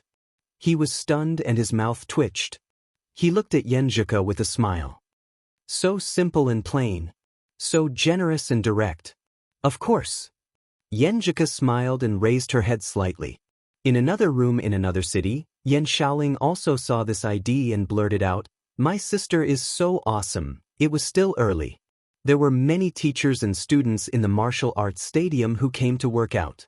Yenjika changed into her martial arts suit and Lu Cheng took off his coat and new shoes. They found a secluded corner and started to simulate actual combat. During this process, Lu Cheng not only had to defend with all his might, but he also had to attack with all his might. Since there was no referee, he had to strictly control his strength and discretion. In the beginning, he was very cautious, afraid that he would hurt the girl. As time went by, he gradually grasped the threshold, and his control of his body seemed to have deepened. He felt that he could do whatever he wanted without breaking the rules. Yenjika's footwork was light and fast. Using her spine as a whip, she drove the rebound force from her feet and hit Lu Cheng's head with a cut punch. Lu Cheng lifted his shoulder, put his left arm up and rotated his waist. His muscles and joints shook together and he suddenly exerted force, imitating Jiang Guosheng's swing force. This was his 7th or 8th attempt. He didn't succeed before. Relying on his rich experience in actual combat, he didn't give Yenjika any chance. But after several failures, he had mastered some tricks. Bang! Yenjika's cut punch hit Lu Cheng's arm, but as if she was pushed, she lost her balance and stumbled to the side.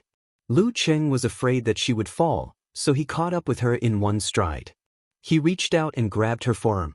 With a skillful move, he pulled her back to lean against him. As she leaned against him, their eyes met. Lu Cheng was close to Yenjika's soft and light body. Looking into her watery eyes, he suddenly felt that the surroundings were quiet. Yenjika also seemed to feel the strangeness. Her eyelashes trembled a few times as if she was a little shy. Lu Cheng could smell her warm and sweet scent. Unconsciously, his breathing became heavy. He did not know if other people would want to be intimate because of the burst of emotions when they made eye contact. He only knew that he was most likely a beast, and emotions were only a part of the reason. Most of it was because he felt that the girl was very beautiful and seemed to be very fragrant, sweet, and alluring. He wanted to kiss her. His breath became heavier and heavier. His eyes became hot and his heart beat faster and faster, full of desire and anxiety. His head unconsciously moved closer to the girl. Thump, thump, thump. Yenjika couldn't tell whose heartbeat it was. It seemed that she couldn't bear such a close approach and didn't dare to look into Lu Cheng's hot eyes. Her cheeks turned red, and her eyelashes trembled slightly. Then she slowly closed her eyes. The closer they got, the closer they got, the closer they were. Lu Cheng held his breath. When he was about to touch her, he suddenly heard a loud bang. Yenjika was awakened. She pushed him away and stepped back like a little white rabbit. She was shy and timid. Lu Cheng was disappointed and angry. He turned to the source of the sound. Not far away, 2 boys were practicing back throws. I have to teach them a lesson and tell them to practice carefully without professional guidance in case they get hurt. Lu Cheng gasped. Yenjika laughed and rolled her eyes at him. She said with a red face, "Let's go back. We have been practicing for almost an hour." Lu Cheng said with an exaggerated expression, "What a pity. I don't know when I will have another chance." Yenjika pursed her lips and looked at the sky. She said in a coquettish yet angry tone, "Let's wait patiently." After taking a shower and changing clothes, the 2 strolled back to the dormitory, enjoying the tranquility and beauty of the night. No matter how long the journey was, it would be over eventually. Lu Cheng and Yenjika stood at the door of their dormitory, reluctant to leave. Suddenly, Yenjika playfully puffed her cheeks and said, "Close your eyes." "Why?" Lu Cheng asked subconsciously. Yenjika glanced at him and said, "No reason. Just close your eyes." Lu Cheng suddenly thought of her shy initiative when they held hands for the second time. His heart suddenly beat faster. Is she going to take the initiative to kiss me? He closed his eyes and held his breath, looking forward to the beautiful scene. At this moment, he felt his mouth being flicked. He opened his eyes in surprise and saw Yenjika laughing happily while escaping back to the dormitory. "Huh, it wants to bully me." Lu Cheng couldn't help but laugh. He watched Yenjika walk back to the dormitory with light steps, turning his head every few steps. If I had achieved the initial level of ice mirror and could sense it, I would have grabbed her hand, pulled her into my arms, and kissed her fiercely. Standing outside the dormitory, he touched his lips in disappointment and was full of motivation to practice martial arts. P.S. Third update. Thank you all for your tips. Thank you all league leaders. I ask for more votes next month. The gap is getting bigger and bigger. Please support me.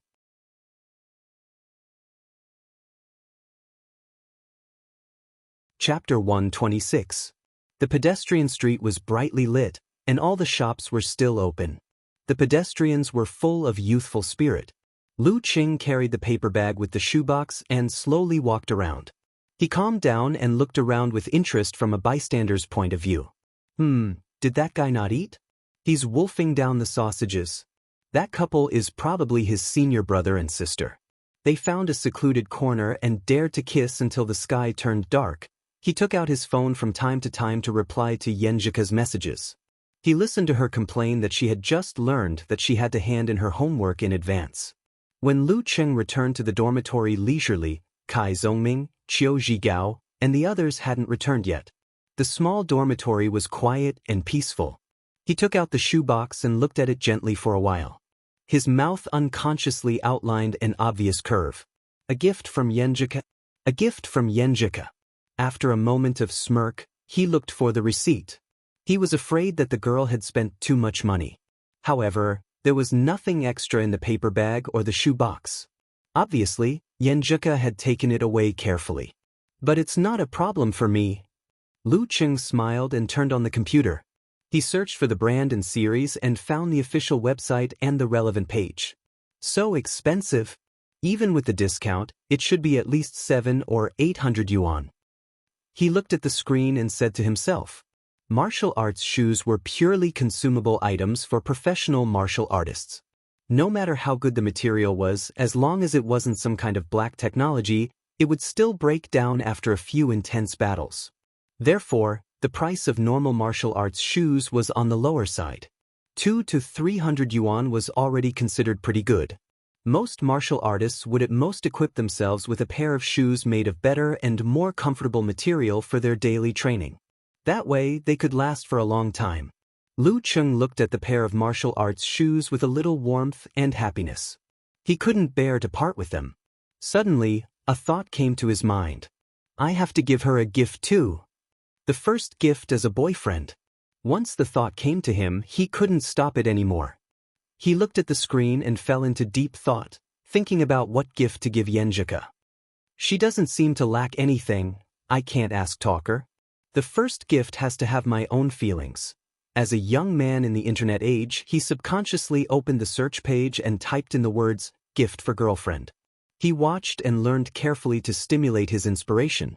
At this moment, the sound of a key turning came from outside, and the door was opened.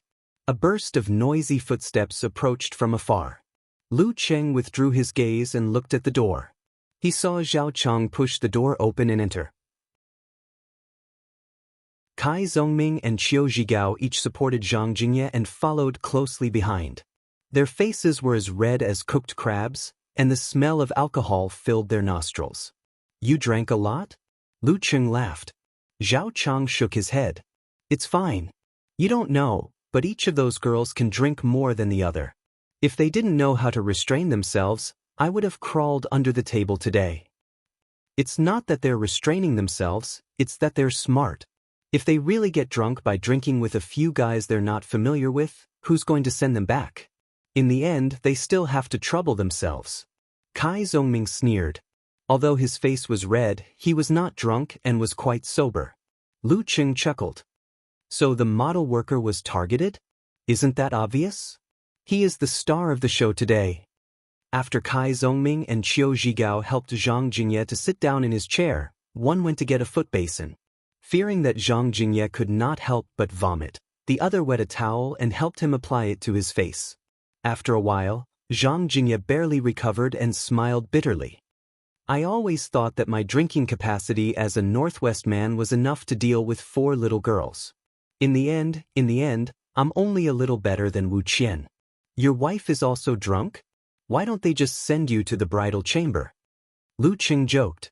Qiu Zhigao said helplessly, because we're also a little dizzy from drinking. After teasing and laughing for a while, Zhao Chang suddenly looked at Lu Cheng and asked curiously, Cheng, with your current skills, you're worth 10,000 a month, right? Lu Cheng thought for a while and said, almost. According to the related posts he saw when he was lurking in the Longhu Club forum, the monthly salary of a professional 9th pin fighter was at least 10,000 yuan. Including the prize money from the challenge tournament and various competitions, those who were lucky could earn up to 300,000 to 400,000 yuan a year, and those who were poor could earn up to 100,000 yuan. This was not including the part of the business of martial arts school or the entanglement with the underworld, but it was already so much above the ordinary white-collar workers. Of course, people like Jiang Guoxing and Fang Tong would get a big discount because they were in their master's martial arts club. But correspondingly, the martial arts club would bear the cost of practicing martial arts. After entering the Dan stage and crossing the threshold of professional 9th pin, the income would surge again. However, since this stage covered professional 8th pin to professional 4th pin, there was a big gap between their strength and their income. A professional fighter who had just entered professional 8th pin could get 5 or 600,000 a year, and it was not surprising that a veteran 4th pin fighter could get 6 or 7 million, and this was only the part that was announced. It did not include the various industries they were involved in because of their strength. As for the mighty ones of physical invulnerability, they could not be measured by money. Their annual salary from their own forces was probably pocket money. Even so, this part of the income was at least 10 million. Because of this, the prize money of the Warrior Sage Challenge tournament could effectively exclude the strong. Only the nearby professional 9th pin fighters or those who were in urgent need of money would participate. For children like Lu Cheng who had suffered hardships, every time they thought of this income, their motivation to practice martial arts would be stronger. Hearing the affirmative answer, Zhao Chang could not help but sigh. I always feel that you and I are not in the same world. I can only say Lu Cheng was puzzled by his pause.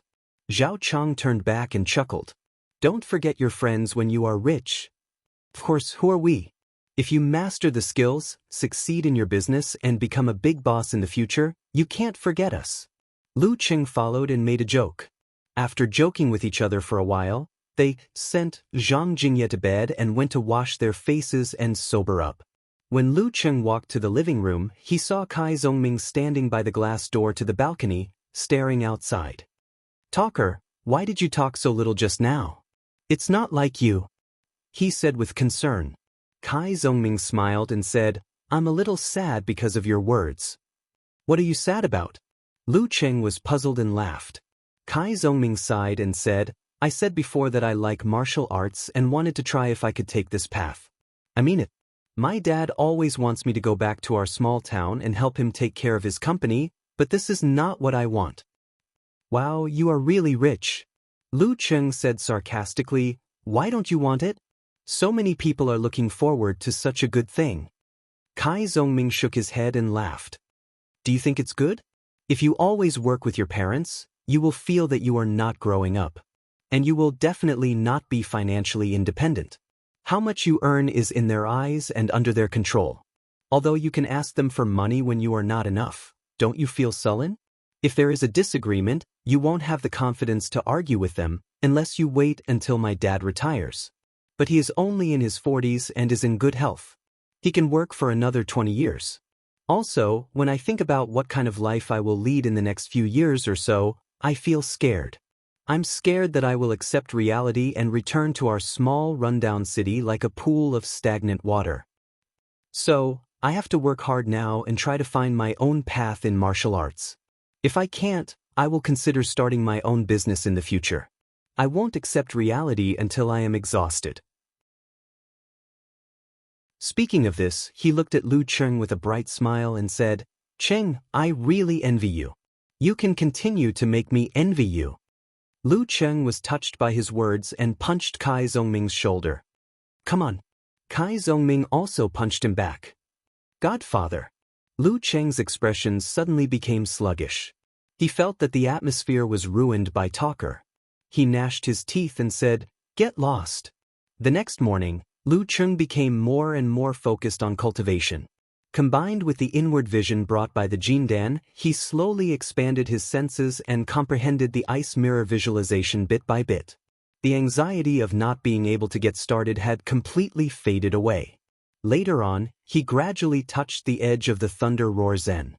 Geezer sure looked at him and sighed. "I thought you would be obsessed with beauty and relax your requirements for a short time. I didn't expect you to be more diligent. She is my motivation." Lu Cheng answered seriously and sincerely. Geezer sure nodded with satisfaction. "Then I am relieved. How about this, I will set a small goal for you." "What small goal?" Lu Cheng asked in surprise. Geezer sure laughed. "In the competition with Fearless Squad, I don't expect you to win the whole game. But if you and Lin Kei face Wei Shengtian, the one of professional 8th pin, in your best condition, I want you to take him down by attrition battle." It was not shameful to admit that there was a big gap between himself and the Danchi state. And thinking that he and Lin Kei would challenge Wei Shengtian again and try to defeat him, Lu Cheng was full of anticipation. Why didn't he dare to think about it? Why didn't he dare to try? Who's afraid of who? He nodded hard and answered his master, "Okay." In Yimo City Martial Arts Gym, Wei Shengtian was topless, revealing his well-defined muscles. His skin was a little greenish-black, as if cast from stone. "Are you okay?" he asked the slightly vexed big boy in front of him. Chiu Yang was fair and clean. He looked to be about 17 or 18 years old. He said sullenly, "I can't use my left hand. But if we really fight in the next round, I can still fight." Wei Shengtian sighed and said, "If I had known, I wouldn't have let you be the vanguard. Once you fight 2 rounds in a row, your fighting style will hurt yourself too easily. You won't fight in the next round against Songqing University Martial Arts Club. Rest well. Old Dong and I can handle it, no problem." Thinking that Songqing University Martial Arts Club only had 2 professional 9th pin fighters, Chiu Yang did not insist and agreed. "Okay, Brother Wei, I will be your cheerleader. P.S. 4th update, monthly votes. Don't be afraid of others with red envelopes. Many grains make a tower, many little grains make a mickle. Relying on the power of humanity, half of the friends who subscribed will get 2 monthly votes each.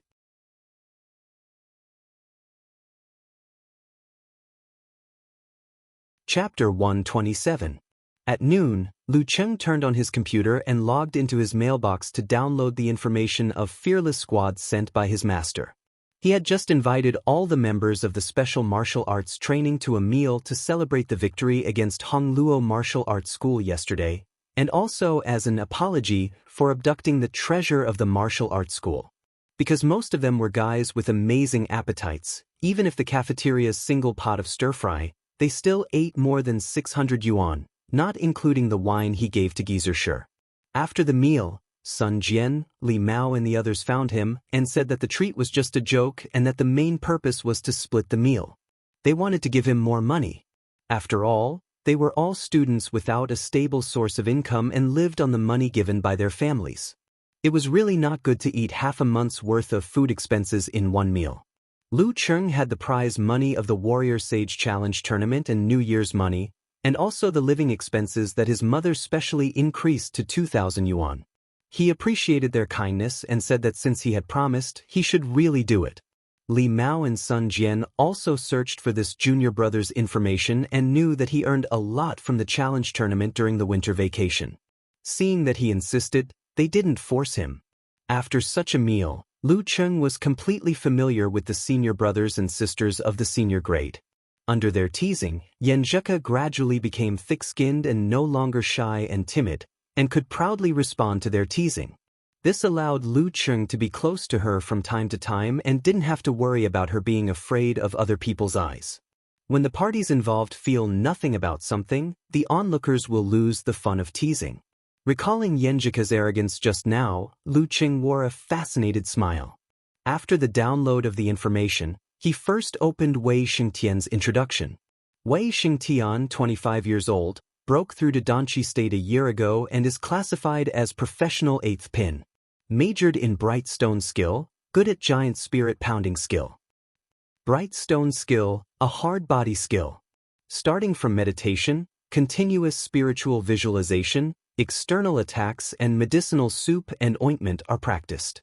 Not as good as Golden Bell Shield, Immortal Flesh, Cold Jade Tactics and other top physical skills and supernatural ability of metallized part of the body, but not to be underestimated.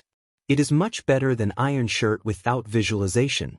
The body is as hard as stone and can effectively reduce the damage of sharp weapons and resist the hit of sticks and so on. At this point, Lu Cheng nodded thoughtfully. In this case, the Bright Stone skill was equivalent to the divine skill of the Police Academy, the Golden Jade Body. After quickly browsing through the introduction, he clicked on Wei Xingtian's most recent performance video. He saw this dance stage expert violently hammering and smashing a piece of blue stone. Moreover, when he was facing a sneak attack with his eyes covered, he was able to react immediately and accurately counterattack as soon as his opponent made a move. The strength of the whole body is as one, just like the Big Dan of the human body, with absolute reaction. Lu Cheng murmured to himself, gaining a clearer understanding of this. When one reached the deep level of the Danqi state, Kung Fu would not only enter one's bones and internal organs, but also every tiny part of one's body. One would have perfect control over one's skin and pores, making one's body a whole. One's senses would be so sharp that it was inhuman. One would be able to do all kinds of seemingly inconceivable things such as, not even a feather is added, not even a fly is left behind. Wei Xingtian had just entered the Dan stage, so obviously he had not reached this level yet. However, he could still see something from it. At his level, because of the transformation of the body from the outside to the inside, his own strength had become quite terrifying. Moreover, he could really go all out with every punch and kick. Unlike Lu Cheng and Lin Ke, who could control the body and twist the power of the whole body with the use of the waist and back as the axis, but the power that was actually used and sent out definitely could not reach 99%. Being able to use 60% or 70% of the whole body was already considered outstanding in the body refining state. Even so, it was still thanks to Lu Cheng's success in meditation and skillful skills. Lin Ke was close to the Dan stage, so it was very difficult for others to do the same. Wei Xingtian belongs to the strength type, unlike Jiang Lan, who I saw in the Warrior Sage Challenge tournament, who is more skillful and flexible. Just thinking about the power contained in one punch is frightening. Lu Qing watched the battle video instead and grimaced. The only good thing was that his body was far from the profound level of Gang Qi condensation and subtle changes. He was still a human. If he used all his strength in every attack, he would not be able to bear it for long. After 3 or 4 consecutive attacks, there would definitely be problems and an overload situation. Therefore, unless it was a critical moment, he would not bear to fight like this. Normally, he would mix in ordinary attacks with occasional outbursts. And his ordinary attacks were almost as powerful as Jiang Guoxing's 7th or 8th outburst, which was the kind that Lu Qing could only block with all his strength. Master lied to me. Just relying on me and Lin Ke to take turns to fight him, the hope of taking him down is not big. This is not a small goal. Shaking his head in grief and indignation, Lu Qing looked at the information of the 2 professional 9th pin fighters, Dong Yi and Qiu Yang. The former had the family heirloom, Rolling Thunder Palm, while the latter had the nickname Mad Dog.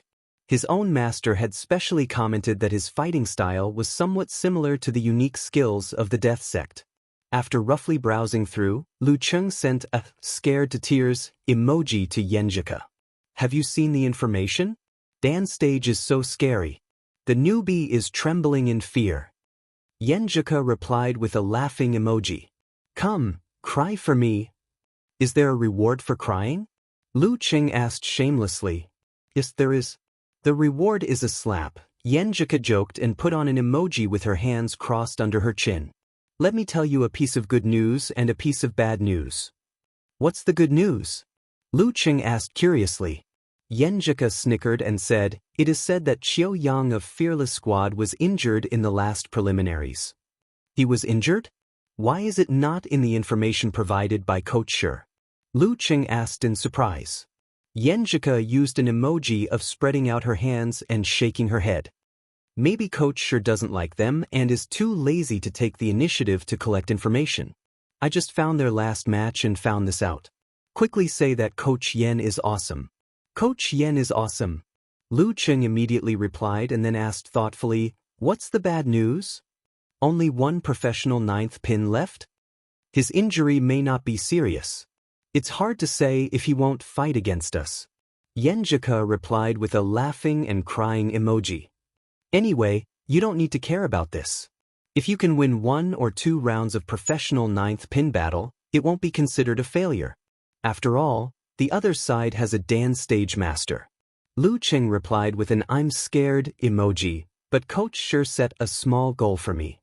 What small goal? Yenjika asked with a bright and spirited emoji. He said that if your cousin and I face Wei Xingtian in our best condition, we will strive to take him down by attrition battle. Lu Qing replied with a crying and clenching fist emoji. That's really a small goal? Yenjika stared blankly and then said with a smirk, although the hope is not big, it's not completely impossible. Qing, I have faith in you, I'll work hard. Lu Qing replied with a determined emoji. Anyway, no one will find it strange if I lose, but he will lose face if he loses. Who's afraid of who? In the next few days, he practiced very hard. But whether it was Ice Mirror or Thunder Roar Zen, they were not martial arts that could be mastered overnight. They were not things that could be mastered by exploding the seed. It could only be said that the former still needed time, while the latter was getting better and better. As for the time with Yenjika, because they were both busy with martial arts training and their own courses, they could not spend much time alone together. But they could often make eye contact, chat on the phone, have lunch and dinner together, hold hands, and occasionally take a stroll. He felt very satisfied and happy. Days passed, and in the blink of an eye, it was Friday afternoon. Lu Qing sat in the lecture hall, waiting for a politics-related public class to begin. This kind of public class did not involve professional content, and at the end of the term, it was usually open book, and the difficulty was not high. Most people could easily pass it, and it would not affect their job search in the future, so truants were everywhere. Lu Qing had planned to come with Kai Zhongming, but after a week of hard work, he wanted to relax, so he shouted that a college life without truancy is not a complete college life, and chose to stay in the dormitory. To be honest, if Yenjika's class was not a professional class, in a small classroom with only 30 or 40 people, and it was not easy to sneak in, he would have skipped class to accompany his girlfriend. Since he could not accompany his girlfriend, what was the difference between doing homework in the dormitory and doing homework in class? The latter was easier to concentrate. Just as he was thinking about this, he suddenly saw Zhao Chang coming in with a shoulder bag, so he waved his hand and greeted him, asking him to come and sit down. "Chang, why are you in this class?" Lu Qing asked in surprise. For a learning maniac like him, such classes were called self-study classes, and he would go to the library when he was supposed to. Zhao Chang put down his bag and laughed. "Isn't it the same everywhere? You don't have to worry about the roll call if you study here." "That's true." Lu Qing laid out his homework, intending to work hard and save time. But it was a large-scale public class with more than 200 people in 5 classes, and it was doubtful whether there were even 100 people in the class. "I guess it's time for the roll call." Zhao Chang looked around with a deep sense of anxiety. Lu Qing also looked around and nodded. "There are so few people, the professor will be angry." "It can't be helped. Since there are so many people, it's not a big deal if I'm not there. Besides, there are other students who can help, so they don't come. Besides, today is Friday." Zhao Chang was not surprised. He took out his phone, intending to call his roommates and ask them to study by themselves. Lu Qing also unlocked his phone and was about to call Little Ming. At this moment, Professor Yu, who was in charge of this class, walked into the classroom and took a deep look at the empty seats on the stairs. When the bell rang, he immediately turned around, closed the front door, and ordered his classmates to lock the back door. Then, under the gaze of pairs of blank eyes, he took out a stack of test papers from his briefcase and said loudly, "Today is a small test in class, an open book test. The score will account for 20% of the final score. The questions are very simple. As long as you do it, you can get 20 points. In other words, those who did not do this set of questions would lose 20 points at the end of the term." "Damn, you can do this." Lu Qing and Zhao Chang looked at each other, feeling a little lucky. They then observed a minute of silence for Talker and the others. After sending the message and fulfilling their responsibilities, they received the test papers. As expected, the questions were very simple. "Professor Yu has been planning this for a long time," Lu Qing exclaimed. Zhao Chang nodded. "And he didn't show any signs of it before. No wonder we heard that he was one of the famous detectives. We didn't believe it." As he spoke, he said with nostalgia, "Professor Zhang, who taught calculus in the previous semester, was better. He never took attendance, and he was very upright." "What do you mean?" Lu Qing asked curiously. "Didn't Tang Wen fail calculus?" Thinking that the makeup exam was coming up, he went to the old campus last weekend and called Professor Zhang to give him some gifts so that he would miss the questions. Zhao Chang gossiped. "Professor Zhang didn't accept it?" Lu Qing suddenly realized. Zhao Chang laughed. "Not only did he not accept it, he even made Tang Wen wait for him in the old teaching building and lectured him on the main points of calculus for the whole afternoon. He was so dizzy that he just wanted to cry. Professor Zhang is pretty good." Lu Qing sighed. "It's not easy to find such a teacher." As they spoke, he shared the test as roll call incident with Yenjika. Yenjika replied quickly, "Our professor is even more perverted. There are 2 sections in one class and he takes attendance 5 times. But he's not as ruthless as your professor who takes 20 points in one go." After chatting for a while, he put down his phone and started to do the questions. Because he didn't listen to the lecture, his speed of finding the answers was very slow. Beside him, Zhao Chang was writing at lightning speed. Lu Qing was surprised and couldn't help but ask, "Chang, have you seriously read the book? The book for this class?" Zhao Chang nodded seriously. "I'm a real fan." On Saturday afternoon, the group from Songqing University Martial Arts Club arrived at Yimo's train station. While they were on the way, Geezer sure told them to take an afternoon nap to recover their energy so that they wouldn't be absent-minded in the afternoon. Lu Qing helped Yenjika carry her luggage and walked out of the train station side by side. They saw the slightly gray sky and smelled the faint smell of coal smoke in the air. Yimo was an old industrial city, famous for its combination of coal and steel. The pollution index was on the high side. There were rich mineral resources here and the people were tough.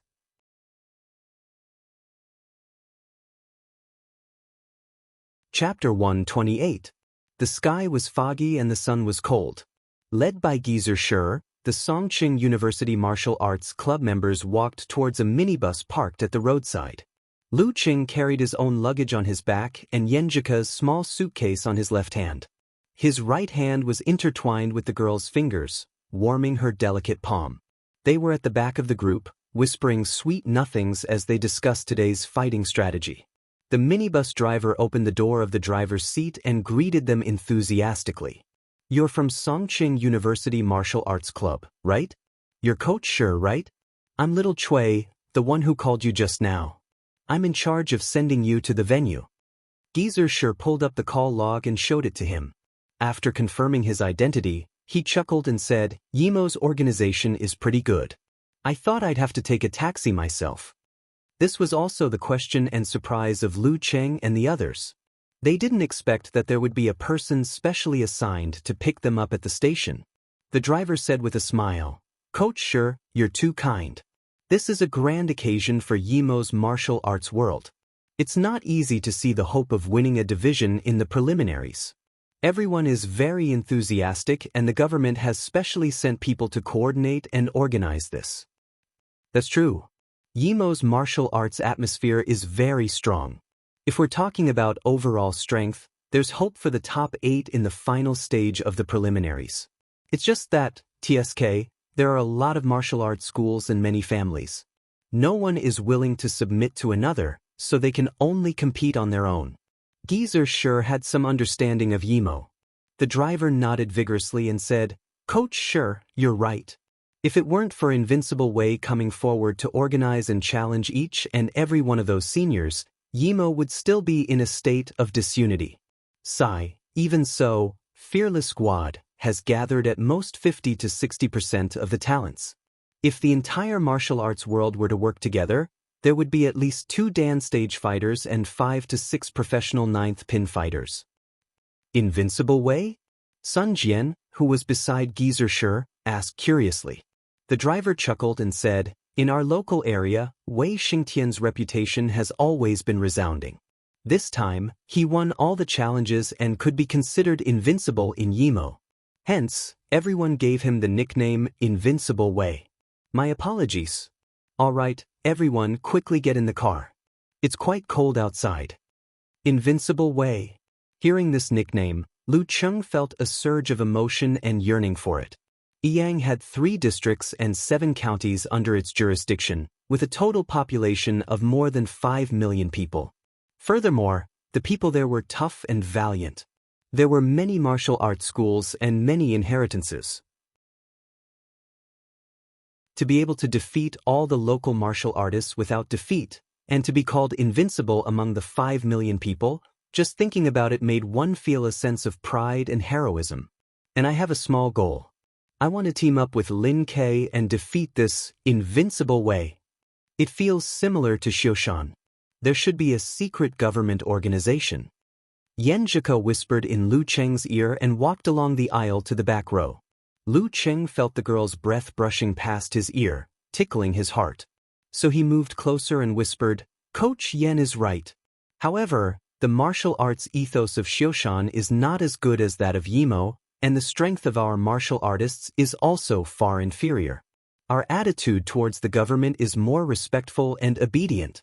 As she breathed in and out, he saw Yenjika's small and lovely ears slowly turn red, revealing a little bit of crystal and translucent, which was very beautiful. "Don't come so close." Yenjika lightly hit him and moved to the window seat. Lu Cheng secretly snickered and unceremoniously occupied the seat next to the girl, ignoring Guiqing's sad eyes. For this expedition, To Yimo, only the main force and substitutes who participated in the preliminaries came. Among the other special training members, only Li Xiaowen, who was in charge of logistics, followed. As for Kai Zhongming and the others, because the school did not reimburse their transportation expenses and because there was no hope of winning this battle, they were too lazy to travel back and forth and stayed in the school. After sitting down, Yenjika suddenly laughed in a low voice and looked up at Gizershur in front of her. She lowered her head and said in a voice as soft as a mosquito, "Speaking of which, I still don't know what Coach Shur's full name is. I've been calling him Coach Shur." Lu Cheng listened and took a deep breath. It's true. As a prodisciple, it has been half a year and I still don't know my master's full name. Isn't that too careless? He seriously repented and decided to help his master get the ticket on the way back and peek at his ID card. This kind of thing was not good to ask directly. If his master replied with, "You still don't know," then he would have to find a hole to hide in. At this moment, the minibus started moving. The driver laughed and said, "Actually, there's another reason why I came to pick you up today. If you go by yourself, you probably won't be able to enter the stadium. You might even encounter danger." Won't be able to enter the stadium? Might encounter danger? Lu Cheng and the others looked at each other in confusion. Only Gizershur did not find it strange. He took out a small wine bottle and drank happily. "Why can't we enter?" Guqing asked loudly.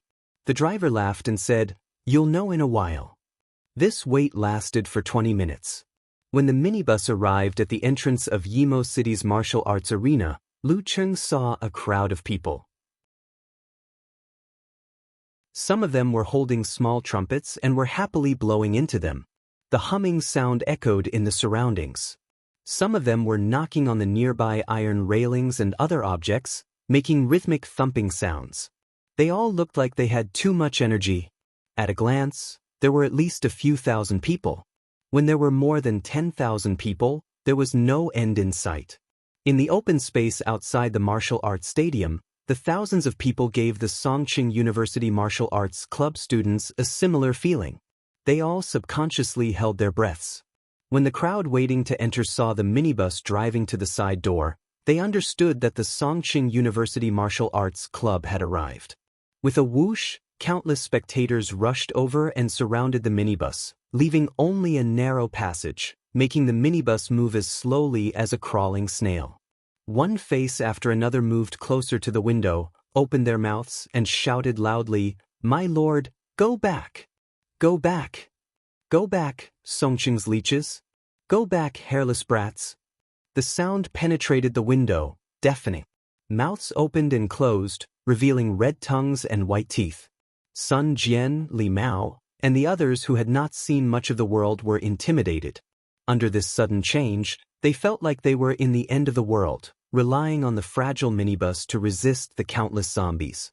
They felt like their small boat would be overturned by the wind and waves at any time, causing them to be swallowed miserably. "Idiot, do you believe that I won't beat you up? Go back with your ass between your legs." More and more people gathered. Curses and shouts rose and fell one after another. Some of them were in high spirits, while others were venting the various emotions that they had been suppressing. Their faces had become distorted, and it was enough to scare a child to tears. The silence in the minibus, including Lu Cheng, was a little scared. This was a scene they had never experienced before. They felt that the crowd outside would turn into zombies at any time. Suddenly, someone rushed to the side of the slowly moving minibus and reached out his hands to fiercely slap the glass next to Yenjika's face. Clap, clap, clap. The sound of glass rattling scared Yenjika so much that she shrank back and woke up. She let out a low cry. Seeing this, Lu Cheng forgot his fear and stood up abruptly. He squeezed himself to the window, blocking the view and protecting the girl. He bravely and firmly stared at the person who was banging on the window, ready to take action at any time. Facing his cold eyes, the man who was slapping the window was stunned. He did not know why he lost part of his courage, so he put up two thumbs and made a gesture of contempt. Lu Cheng guarded by the window, unmoved. His left hand reached back and held Yenjika's soft hand, feeling the girl's heartbeat gradually calming down. After a long time, the minibus finally drove to the side door. The security personnel arrived and separated the crowd, escorting the Songqing University Martial Arts Club members to get off the bus and directly into the locker room. Only then did Li Mao and the others recover. They said with lingering fear, "It's just a preliminaries, is there a need to go to this extent?" Compared to Yimo, the atmosphere of Hongluo Martial Arts School's home ground was simply like a kindergarten child playing house. The minibus driver who accompanied them to the locker room smiled and said, "Didn't I say earlier? This is a grand occasion for our Yimo martial arts world." Lu Cheng and Yan Zhika looked at each other, feeling a little sweet and a little emotional. Different away games really had different styles. The martial arts fans of Yimo City who were unable to buy tickets turned on the TV on time to watch the live broadcast. The host said with a face full of smiles, "Thank you to the reporter in front for sending back the footage. My blood was boiling just now. The martial arts atmosphere of our Yimo City is really good. Everyone is also full of enthusiasm for this preliminaries. All right, we've invited a heavyweight guest commentator. He will complete the live broadcast with us on TV and online. He's the famous martial arts commentator, He Xiaowei." He Xiaowei was chubby like the Maitreya Buddha. He had a thick beard on his chin, but he didn't look fierce. Instead, he revealed a bit of cuteness. "Hello everyone watching the live broadcast. I'm your old friend He Xiaowei." He first bowed, then walked to the host and sat down. "Xiaowei, what do you think of today's competition?" The host asked with a smile. For this preliminaries, Yimo City had mobilized enough resources and even invited a well-known commentator in the country. He Xiaowei chuckled, "What can I think? This is bullying, this is bullying. I don't know if Qiu Yang can fight in the end. If he can, then there's a 200% chance of bullying. Even if he can't, with just Wei Xingtian and Dong Yi, it's like pinching a snail with 3 fingers. It's a 90% certainty. There's absolutely no way to turn the tables in this kind of competition. I don't believe that Songqing University Martial Arts Club can turn the tables." As time passed, it was almost 2:30 p.m. The referee walked up to the arena, and the audience had all entered, occupying rows of seats. There were at least 10,000 people, and it was a sea of people. Seeing the referee enter the arena, the audience at one side of the stands immediately shouted in an organized manner, "Yimo!" The other stands immediately responded and shouted in unison, "Invincible Wei! Yimo Invincible Wei!" In the away team's locker room, Lu Cheng and the others were startled by the enthusiastic shouts and woke up from their meditation. In the home team's locker room, Dong Yi was wrapping a white bandage around his wrist while lamenting to Wei Xingtian, "I'm so envious. Old Dong, as long as you work hard to advance to the Dan stage, you'll also have such a day." Wei Xingtian half closed his eyes, enjoying the tsunami of cheers for him. Dong Yi shook his head and smiled bitterly, "With you in front, how can it be my turn?" At this point he paused for a moment and sighed. "However, sooner or later, you'll jump out of this small circle of Yimo." Wei Xingtian didn't answer. He took a deep breath and said, "Today, I'll be the vanguard and not give them any illusions." Did you hear that? Are you envious? Are you afraid? Geyser looked around and said calmly. Sun Jian couldn't help but sigh, "Such an atmosphere can kill. It's a pity that your strength is not enough. Otherwise, you can defeat their fighters in such an atmosphere. Beat them to silence, beat them to silence, beat them to silence, beat them to silence, beat them to a pulp, beat them to silence, and beat them to a pulp. That would be cool." Geyser laughed and said, "Hurry up and improve. I'm waiting for this day." These words made Lu Cheng and the others' blood boil. Just imagining such a scene made them tremble and full of desire. At this time, Geyser looked at Lin Kei and smiled. "We're a weak team. From the beginning, we have to do our best to win 1 or 2 rounds to look good. You're the main player, so you go first. You may encounter Wei Xingtian directly. When he's in his best condition, are you afraid?" Lin Kei suddenly raised his head and looked straight into Geyser's eyes. His hands unconsciously clenched. "No."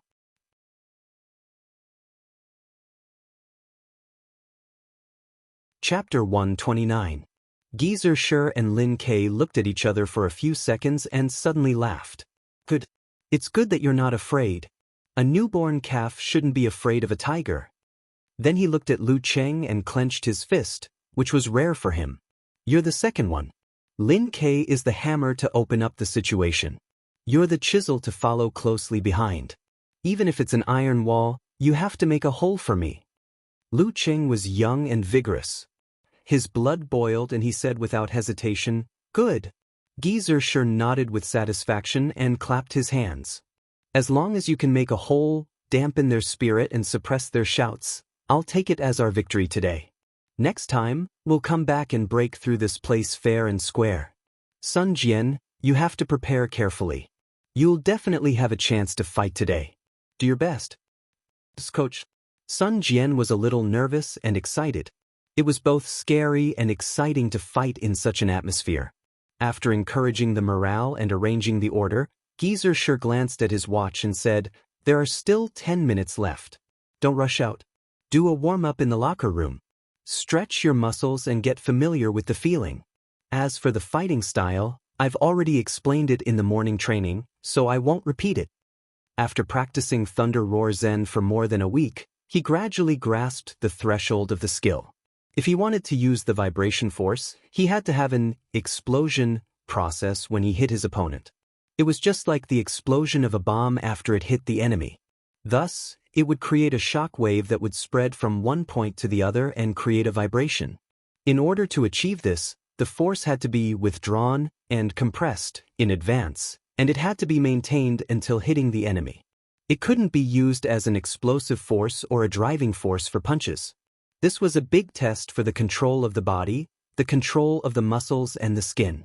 And the training with Yenjika gave him some insight on how to withdraw and control. He was eager to master the two. Time passed. Lu Cheng pulled his sleeves, the airflow was slow, and his mind was clear. He withdrew his arms and stood straight again, exhaling a mouthful of turbid air. As soon as he finished withdrawing, Geezer Shi coughed and said, Okay, get ready to go out. The others quickly finished and followed Geezer Shi out of the locker room, stepping into the tiger's den. As soon as they saw them, the tens of thousands of spectators outside cheered in unison. The sound was deafening, making people feel short of breath. Get lost. Crawl back. Geezer Shi walked forward leisurely in the face of the shouting, which was mixed with all kinds of profanities. He clicked his tongue and said to Lu Cheng and the others, Did you hear that? If you can beat them into silence for a while, then you won't have come here in vain. Strangely enough, despite the loud noise, his low chuckle still clearly entered the ears of every participant. Infected by his carefree attitude, Lu Cheng secretly clenched his fists. His anticipation for the next match overcame his fear. He reached out his left hand and held Yenjika's right palm, comforting her unconsciously accelerating heartbeat with his own calmness. Yenjika was stunned at first, then turned to look at him. Her eyes were smiling, and her dimples were faintly visible. Then she raised her head, like a proud princess, and walked forward hand in hand with him. When they arrived at the guest team seats, Li Xiaowen, who was in charge of handing the name list to the competition supervisor, had been waiting for them. She said quickly, Qiu Yang didn't go. Tan Ming of amateur first pin replaced him. Wei Xingtian is the vanguard, and Dong Yi is the second. The slightly messy words made Lu Cheng and the others stunned. They all looked at Lin Quebec. It was really a narrow road. Lin Kei looked sideways at the ring and slowly pulled off the clothes draped over his martial arts suit. The referee glanced at the electronic clock, gathered the strength in his dantian, and said in a voice that suppressed the shouts of the audience, The second round of the preliminaries of Songqing Division, Fearless Squad vs. Songqing University Martial Arts Club. The first round, Wei Xingtian vs. Lin Kei. As soon as his voice fell, the audience burst into shouts several times louder than before, Yimo. After a short pause, they roared again, Invincible Wei. Invincible Wei of Yimo. Lin Kei was still expressionless. He took off his coat and put it on the seat. Facing the shouts that filled the martial arts arena, he walked step by step to the side of the ring. He walked along the stone steps and stepped onto the ring. Under the cheers of the audience, Wei Xingtian also stood up from his seat. He was like a half-iron tower and arrived at the ring in a few strides. When the two sides stood, the referee counted the time silently and said, "The 3-minute dialogue starts." The audience burst into curses, cursing Lin Kei's 18 generations of ancestors and female relatives. Yenjika's face turned red, and she was so angry that her breathing was uneven. Lu Cheng held her soft hand and felt the physical changes caused by her intense emotions. He gently shook her hand and said, "Don't be angry. Just take it as a group of mad dogs barking." How could he not hate them? He secretly made up his mind to silence the audience, even if it was only for a few seconds. Yenjika pursed her lips and nodded. "I know they want to disturb my cousin's state of mind. It's an arena competition, and they will do anything. But I'm still angry. I've never been scolded like this in my life." As she spoke, she pouted her mouth. "I'll try to complete the small goal." Lu Cheng said seriously. Yenjika immediately shook her head like a rattle drum. "I'm not angry anymore. You have to maintain your state of mind. You can't be affected, understand? Got it, Coach Yen?" Lu Cheng chuckled. Yenjika snorted and looked at him with a smile, forgetting about the background noise. After this incident, she also forgot the nervousness and fear at the beginning. On the ring, Wei Xingtian looked at Lin Kei, who was adjusting his body state, and smiled slightly. "Your chi and blood are vigorous to the extreme. You're only one step away from Dan's stage. Unfortunately, there's still one step. I know your idea is to win 1 or 2 rounds and leave Yimo with dignity. But I won't let you do as you wish. I'll personally dispel your delusions." As he spoke, he shook his head, as if he was stretching his muscles and bones, but also as if he was showing contempt. Lin Kei listened quietly and suddenly opened his mouth. "The more you talk, the more you show the fear in your heart." "I'm afraid?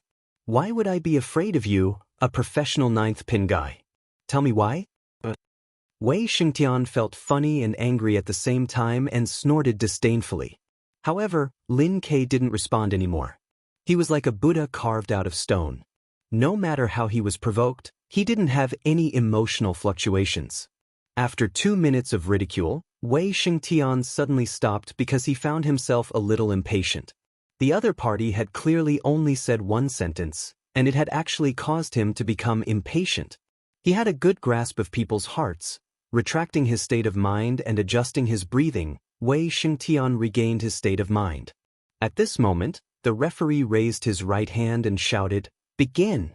Wei Xingtian's eyes flashed. His back arched like a bow and suddenly bounced. His whole body's muscles expanded as if he was taller. He shot towards Lin Kei with his right hand raised and clenched into a fist. It was as if he was holding a giant hammer and was about to swing it down fiercely. In the face of Wei Xingtian, who was rushing towards him like a giant spirit statue, Lin Kei didn't block and suddenly retreated. Normally, a normal martial artist wouldn't dodge like this because they couldn't see the road behind them and couldn't maintain their center of gravity. It was equivalent to putting themselves in a very disadvantageous position. But Lin Kei was like a dexterous mountain goat. His footwork was light, his rhythm was orderly, and his body was stable. More importantly, his retreat was to advance. Taking 3 steps back, Lin Kei forced Wei Xingtian to take 3 steps back. When his momentum started to decline, Lin Kei suddenly stopped, as if he was nailed to the ground. He exerted force on his feet, twisted his waist, and punched out a mountain blast punch with his right hand. Wei Xingtian estimated his strength. His right fist that was in the shape of a giant hammer still smashed down fiercely. Mountain blast punch. Bang. When the two collided, Lin Kei's spine suddenly squirmed like a dragon turning over. His right arm was like a spring, taking advantage of the momentum to pull back. When one side of the lever was pressed, the other side would be raised. His temples swelled, his back twisted, his left hand formed a fist and hit out as fast as a meteor. It was too late to dodge. Wei Xingtian lowered his shoulders and crossed his left arm to block the punch. Bang! Wei Xingtian felt like he was hit by a bomb. He felt that every joint, every inch of skin, and every muscle in his body was in shock. He couldn't exert strength for a short time. Yin-yang twist, meteor force. Lin Ke was afraid that he couldn't shake Wei Xingtian with his own strength, so he deliberately took the risk of using yin-yang twist to borrow part of his opponent's strength. Wei Xingtian had seen Lin Ke's previous competition video, but because he killed an amateur first pin in seconds last time, he couldn't see anything and fell for it. Seeing that he was stiff, Lin Ke took advantage of the situation. His thighs tightened, and with a snap, he pulled out his right leg and hit between Wei Xingtian's legs. Seeing this, the cursing in the arena became more intense. At the critical moment, Wei Xingtian's body suddenly shrank. His spirit, qi, blood, momentum, and strength seemed to condense into a big Dan, round and flawless, and stopped the shock.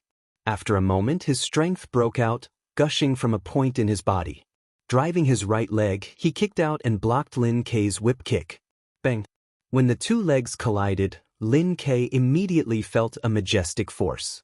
He could no longer maintain his center of gravity, and following the force, he stumbled to the side and back. Under such an explosion, Wei Xingtian didn't break the ground and burst open his martial arts shoes. It was enough to show that his control of his body had reached a terrifying level. After a successful move, he showed no mercy. He stepped on the ground and jumped out. In the blink of an eye, he was in front of Lin Quebec. His muscles bulged, and his whole body was like a giant hammer to give his opponent a fierce crash. Close punch. Lin Ke had just stabilized his center of gravity when he was faced with such a blow. He was really in danger, and it seemed that he couldn't avoid it. Yan Zhika couldn't help but hold her breath. At this moment, in Lin Ke's mind, he visualized a meteor cutting through the sky and hitting the ground. His body muscles tightened, and the force exploded in his body, pushing him 2 steps sideways. Wei Xingtian hit nothing and could only explode the airflow. Meteor force can be used not only in attack. After narrowly avoiding Wei Xingtian's close punch, Lin Ke didn't turn around. He put his feet together, straightened his right arm, and whipped to the side, hitting the back of Wei Xingtian's head. Snap! Under such a strong whip, not to mention stone force, even real stones would be smashed. The audience unconsciously clenched their fists.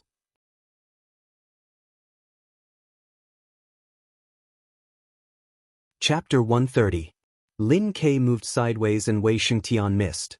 Both of them were on the same horizontal line, but one was facing south while the other was facing north. They could only see each other from the corner of their eyes. Lin Ke's right arm single whip was natural and casual, as if it was at his fingertips. It had the charm of softness and toughness. It hit the back of Wei Xingtian's head without any mistake. The audience watching Yimo subconsciously clenched their fists and showed concern. Although they were full of confidence in Wei Wuди and continued to shout, in the face of such an attack, the human body instinctively had the corresponding feeling.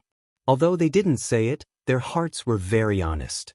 Wei Xingtian, who was stuck in the air, seemed to have eyes at the back of his head. He had an absolute reaction and took a deep breath. His skin that was a little dark blue suddenly swelled and then contracted. Then he wriggled his spine and instantly overcame the inertia. He strode forward and flashed out of the attack range. He had just avoided the whip and immediately stepped with his right foot, which seemed to shake the ring. He turned around, twisted his waist and kicked out. Unlike the normal whip kick, Wei Xingtian used his left leg as a giant hammer. He was holding it, swinging his arm and sweeping away thousands of troops. It was fierce and overbearing, almost like a knife on horseback. The air burst with a series of explosions, which made Lin Ke's hair stand on end. However, he didn't choose to dodge. Instead, he lowered his waist and put on a posture.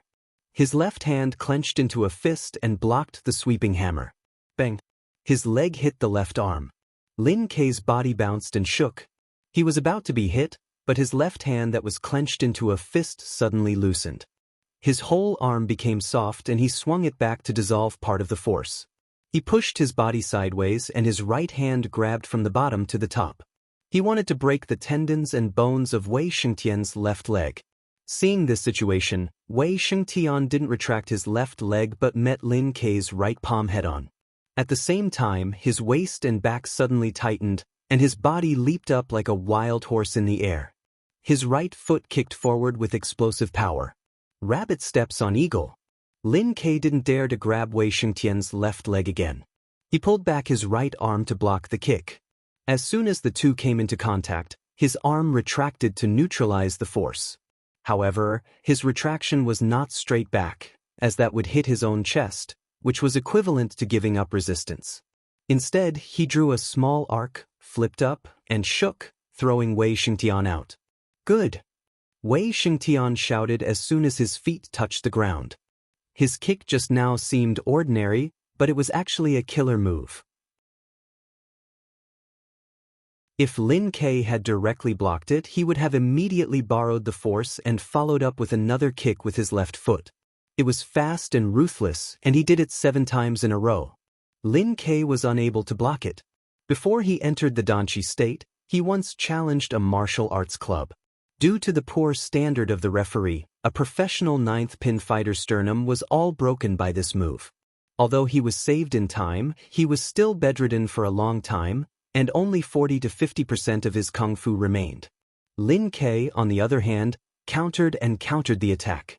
His ingenious use of energy made his follow-up attack disappear without a trace. As proud as Wei Xingtian was, he couldn't help but praise him. Seeing this scene, Gizur nodded gently and smiled to Lu Cheng beside him.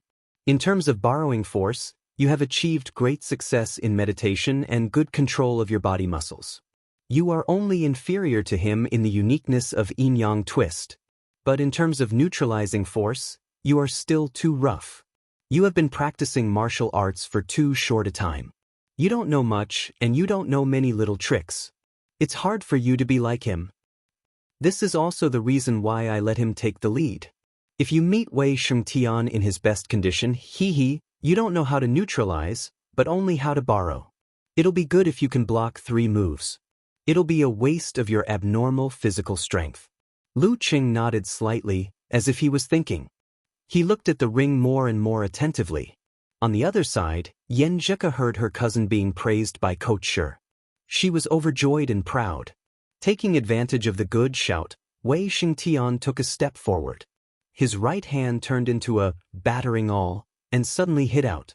Lin Ke's 2 legs were pressed inward.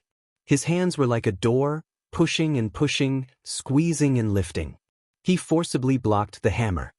Wei Xingtian didn't give him any chance to adjust and recover. His left arm shook, like a spear, and went straight for Lin Ke's throat. Lin Ke tilted his head. His hands that blocked Wei Xingtian's right fist suddenly pushed forward. Taking advantage of the rebound force, he jumped back. Like a mountain goat, he took a few steps back and rearranged his stance. Wei Xingtian exerted strength in his waist and abdomen and took a big step forward to catch up again. Bang bang bang. Bang bang bang. The two kept fighting and separating. Every time Lin Ke couldn't hold on after blocking 1 or 2 hammers, he used the force to dodge. Within 2 or 3 minutes, he took Wei Xingtian to almost every corner of the ring. Gizur looked and laughed. You have some ideas. What ideas? Not only Lu Cheng and Yan Zhika looked at him curiously, but Sun Jian and Li Mao also looked at him in confusion. Gizur chuckled and said, Lin Ke is at a disadvantage, but he doesn't panic. Instead, he is taking this opportunity to temper himself.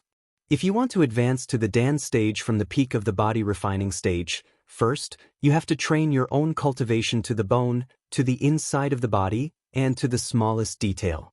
This is something that others can't help you with. Second, you have to master the charm of withdraw and integrate the strength of your whole body into one. Lin Ke knows how to withdraw, but there is still some distance to truly withdraw. He is using Wei Xingtian's hammers to condense the pure strength of his own body. Under the pressure of external forces, he is forced to withdraw.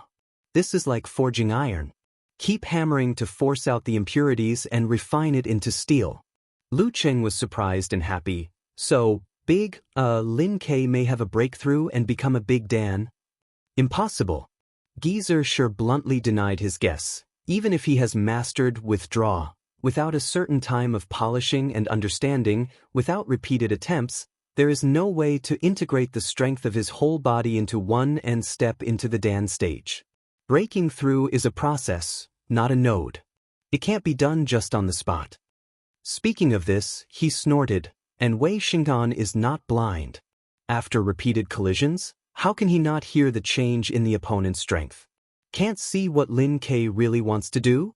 If I were him, I would immediately break out and try to interrupt Lin Ke to try to end the battle. Master, which side are you on? Lu Cheng silently complained. Just as he finished complaining, the situation on the arena developed in the direction Geezer sure said. When Wei Xingtian approached Lin Ke again, his essence, qi, spirit, will and the strength of his whole body suddenly contracted, as if condensed to a point, making his body look empty and lose the feeling of a living person. Immediately after, the point suddenly burst out and the strength gushed out, making Wei Xingtian's spine like a bow, instantly recovered from the pull to the limit. Together with the hammer jin, in his mind, it drove the strength of his feet downward. Suddenly, Wei Xingtian seemed to be shorter by 1 or 2 centimeters. His muscles swelled, his dark blue skin bulged, and his right hand turned into a giant hammer. With the mighty strength of that point and almost all the strength of his body, he hit Lin Ke at a very fast speed, blocking most of the angles, making it difficult for him to activate the compressed meteor force in time to dodge. Giant spirit hammer. Lin Ke's eyes narrowed dangerously. The avalanche in his mind rolled and poured into his feet, crashing to the ground. The violent force rebounded, passing through his feet, legs and waist, bouncing through his spine and pouring into his left arm. With a bang, he met the hammer with a soaring cannon punch. Bang! When the two collided, Lin Ke's body trembled as if he had turned into a wooden man. He mechanically retracted his left fist, both transforming and borrowing, guiding the terrifying strength into his own body, mixing it with the essence, qi, spirit and will that had been constantly refined and compressed, condensing into a ball. With a pull of the wooden man, the right half of Lin Ke's body was pushed forward. All the strength suddenly burst out, driving his right fist to burst out. Yin-yang twist, meteor burst. Wei Xingtian was not surprised or afraid, as if he had expected it. The strength of his right hand strangely retracted, as if his whole body was one. His left arm was already swinging and hitting hard. Mad Demon Hammer. Bang! A dull and violent sound broke out. Lin Ke and Wei Xingtian maintained the posture of crossing their fists, temporarily pausing. With 2 cracking sounds, Lin Ke's martial arts shoes were torn apart, leaving only the soles of his feet. Wei Xingtian gasped for breath and laughed. If you can make one more hit, I will most likely lose. Lin Ke lowered his head, sweat constantly dripping from his black hair. His eyes looked straight at his feet, neither replying nor moving his body. After Wei Xingtian took the punch head-on, it was as if he had suffered a terrifying explosion. His qi and blood were tumbling, his internal organs were shaking, and his bones and joints were trembling. He was so uncomfortable that he felt dizzy. Not to mention fighting again, he even had the impulse to spit out blood. But he knew that Lin Ke's state was worse. How could his full-strength, giant spirit hammer be so easy to transform and borrow strength? And in the final collision, the outbreak of Mad Demon Hammer was equally terrifying. The fact that Lin Ke could still stand straight and not fall surprised him.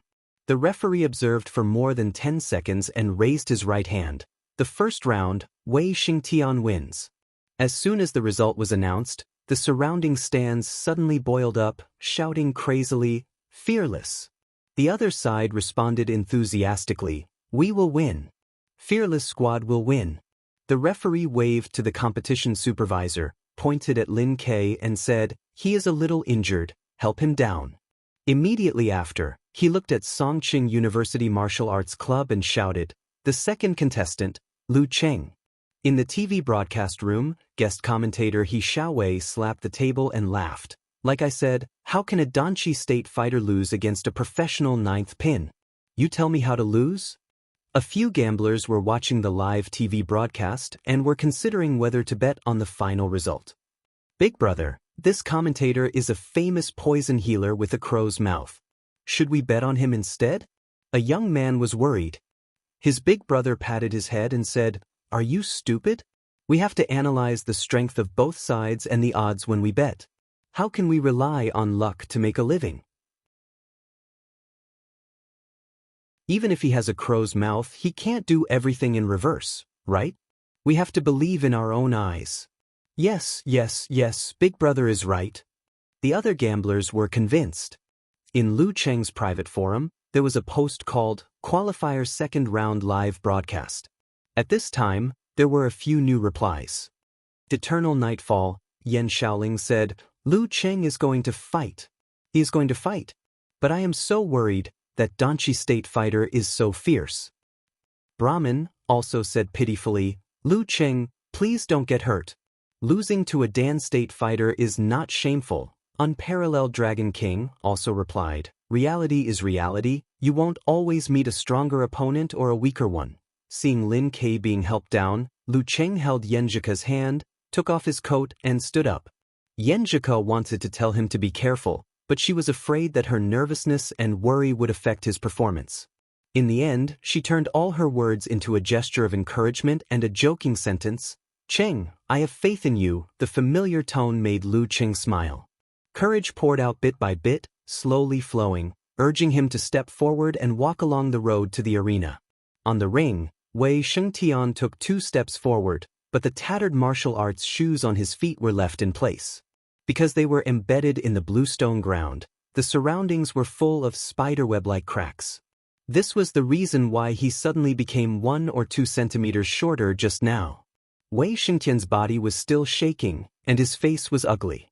He raised his chin and looked down at Lu Cheng, who was walking to the arena. Lu Cheng was not afraid, and calmly looked back at him. For eyes met as if there were sparks in the air. At this time, Wei Shengtian smiled at Lu Cheng and raised his right arm. In the stands, the audience immediately responded with a tsunami of cheers, and the enthusiasm was so surging that the roof was almost lifted off. Yimo. Invincible Wei. Invincible Wei.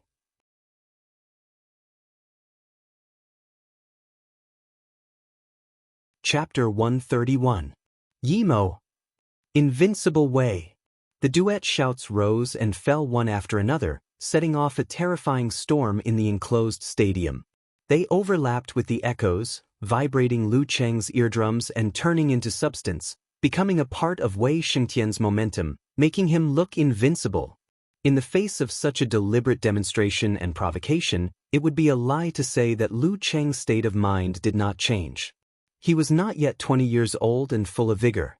He had not experienced many big scenes, and had only experienced a life-and-death battle once. He could not be compared to Geyser, who was used to seeing all kinds of things. He could not be as calm as still water and not be surprised. He was a little trembling, a little nervous, and some inexplicable anger. All kinds of emotions mixed together with the abuse that affected Yenjika just now, fermenting into a strong fighting spirit. Taking a breath, he concealed his spirit and chi and visualized the scene of condensing water into ice. With a calm and composed mind, he commanded the others, pushing his momentum up step by step. When he stepped on the ring, he had automatically filtered out the echoes in the stadium, showing no signs of weakness under Wei Shengtian's pressure. Songqing University, Building 7, Unit 2, Dormitory 302. Kai Zongming put his laptop on the coffee table, gathered Zhao Chang, Qi Nemo, and the others, and sat around the living room, watching the live broadcast of Yimo TV station through the internet. After seeing Lu Cheng's straight figure, neither servile nor overbearing, he couldn't help but sigh. "Why do I feel that Cheng is more charming than me?" Zhao Chang and the others did not answer his slightly narcissistic sigh and stared nervously at the screen. Even though they were hundreds of kilometers away, separated by network signals and radio waves, they could still feel the crazy atmosphere and the horror of the professional 8th pin dan stage. Subconsciously, they were worried for Lu Cheng. Don't get hurt. Don't lose too badly. In the live broadcast room, as a professional commentator, He Xiaowei seized the short gap and quickly made the final introduction. As we have said before the competition, Lu Cheng from Songqing University Martial Arts Club has not been practicing martial arts for a long time, so his physical fitness is still lacking. Relying on his strength exertion techniques, mercurial balance, and silent listening skills, he has improved his overall strength to the level of a real professional ninth pin fighter. In short, he is invincible in one move. Now, in the face of a real dance stage expert, his strength-exerting skills and his mercurial balance are not as good as his opponent's. All his advantages will be offset and all his weaknesses will be exposed. Therefore, even if Wei Shengtian consumed a lot of energy in the previous battle, even if he still has the effect of the last fierce collision, isn't it a sure thing to beat Lu Qing? I don't believe that he can fail at such a simple task. Tell me how to do it. Alright, let's cut the crap. The second round is about to begin. Let's wait and see. In order to not give Wei Shengtian enough time to recover and to not waste the opportunity created by Lin Ke at the risk of injury, Lu Cheng's speed towards the arena was not slow. After a few strides, he was already facing his opponent across the referee. Without wasting time, without waiting, without stopping, the referee raised his right hand and swung it down. Begin. Of course, Wei Shengtian would not fight a protracted battle with Lu Cheng. While waiting for his opponent to enter the arena, he was adjusting. Enduring the discomfort of his internal organs, bones, and muscles, he turned his spine into a bowstring, pulled and then bounced. Following that, he exerted strength under his feet and crushed 2 black bricks. Using himself as a sharp arrow, he shot out. His speed was beyond Lu Cheng's expectation. He only felt that his opponent was in front of him in the blink of an eye. There was no time to adjust his center of gravity to dodge. Only by experiencing it in person could one truly understand the horror of the dance stage. This was not something that could be accurately grasped just by watching the battle videos and other people's matches. Lu Qing now suffered a severe loss. As soon as he approached, Wei Shengtian clenched his hands into fists, half retracted his right shoulder and elbow, and hammered down at a short distance. This was completely different from the hammering technique he just displayed. If he was fighting with a long-handled giant hammer before, now he was holding 2 hammers in his hands. Learning from Li Yuanba, he hammered one after another, not caring about the distance, not caring about the moves, only fierceness and speed. As the saying goes, random fists can kill a master. Gigantic spirit hammering technique, double random hammering. Lu Qing kept calm and took a short breath. In his mind, lightning struck down and hit the dead wood, bringing a prairie fire. The heat flowed down from his tailbone and poured into his legs. He pushed his left foot inward, twisted his waist and put up a fist. Pa! A mountain blast was launched. Bang! The hammer and cannon collided. A majestic force hit, making it difficult for Lu Qing to stabilize his body. There was a clear gap between the strength of the 2 sides. Wei Shengtian had indeed experienced a fierce battle and was still affected. But Lu Qing was also in a hurry to respond and only had time to use the lightning and fire stance. Fortunately, Lu Qing was prepared. As soon as they came into contact, his right foot took a step back and removed part of the force. He guided the remaining force into the soles of his feet. He stepped on a black brick and let his center of gravity stabilize behind. This was a move of Tai Chi which was widely used. Lu Qing first imitated it from Yi Yaoding, and just now he learned it from watching Lin Ke's elimination and attack. At this time, he used it and finally blocked this hammer. But how could Wei Shengtian's double hammer be so simple? As soon as the right hammer stopped, the left hammer rose up. It looked like he was going to beat his opponent with a series of random hammers. Facing this, Lu Qing seemed to only have 2 choices.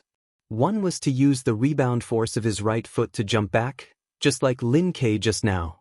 He retreated nimbly with his back and resumed his stance. But this battle was different from the previous one. The situation was different. The distance between the 2 sides was very close. It was enough for Wei Shengtian to use the short hammer to attack fiercely. If Lu Qing jumped back, his speed might not be able to catch up with the momentum of Wei Shengtian's left hammer. There was a certain possibility that he would be hit, which was quite risky. And the second choice was to parry again, and then retreat again. Maintain the current situation and wait for Wei Shengtian to finish his momentum. But Lu Qing knew that there was a gap in strength between him and his opponent. He wasn't as delicate as Lin Quebec. If he just defended, he might not be able to hold on until his opponent took a breath. This was really dangerous on both sides. When fighting with a master, once you fall into a disadvantageous position, it would be extremely difficult to get rid of it again. Lu Cheng's heart was as calm as water, as if he was facing a life-and-death battle. When Wei Xingtian's left hammer was about to hit, he suddenly moved. He used the rebound force of his right foot to straighten his back and lean to the left. He didn't jump back, but instead moved forward. He lowered his shoulder and slammed into Wei Xingtian's chest. No dodging, no parrying, just once. In his mind, the snow mountain collapsed. His body merged with the white stream and rolled toward Wei Xingtian. And because of the forward movement of his body and the left side of his body, which was also the right side of his opponent, he narrowly avoided the left hammer that was smashing down. Only the strong wind hit his face and made him feel pain. And the distance between the two sides was close enough. Lu Qing just got up and was about to hit Wei Xingtian's chest. In a situation full of danger and disadvantage, he actually relied on his fearless courage, the tragedy of a life-and-death battle, and his calm and accurate judgment to face the difficulties and seize the only opportunity to turn defeat into victory. Because of the strength of Wei Xingtian's hammer, his collision was powerful and violent, as if it could even smash a real stone.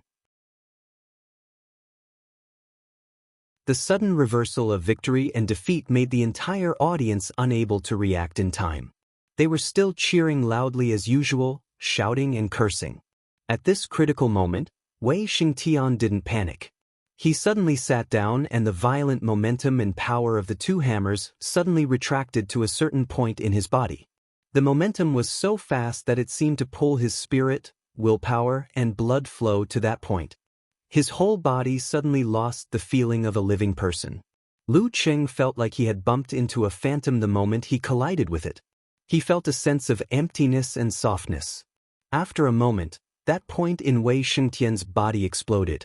His strength, momentum, and spirit gushed out in an instant, bulging his muscles, propping up his fascia, and turning his blackish skin into a hard stone.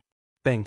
Lu Qing, who had a part of his strength reduced by the initial emptiness, didn't break the blue stone. He only made Wei Xingtian's upper body shake a little. His torso quickly swung back. His arms wrapped around Lu Qing, trying to hold him in his arms.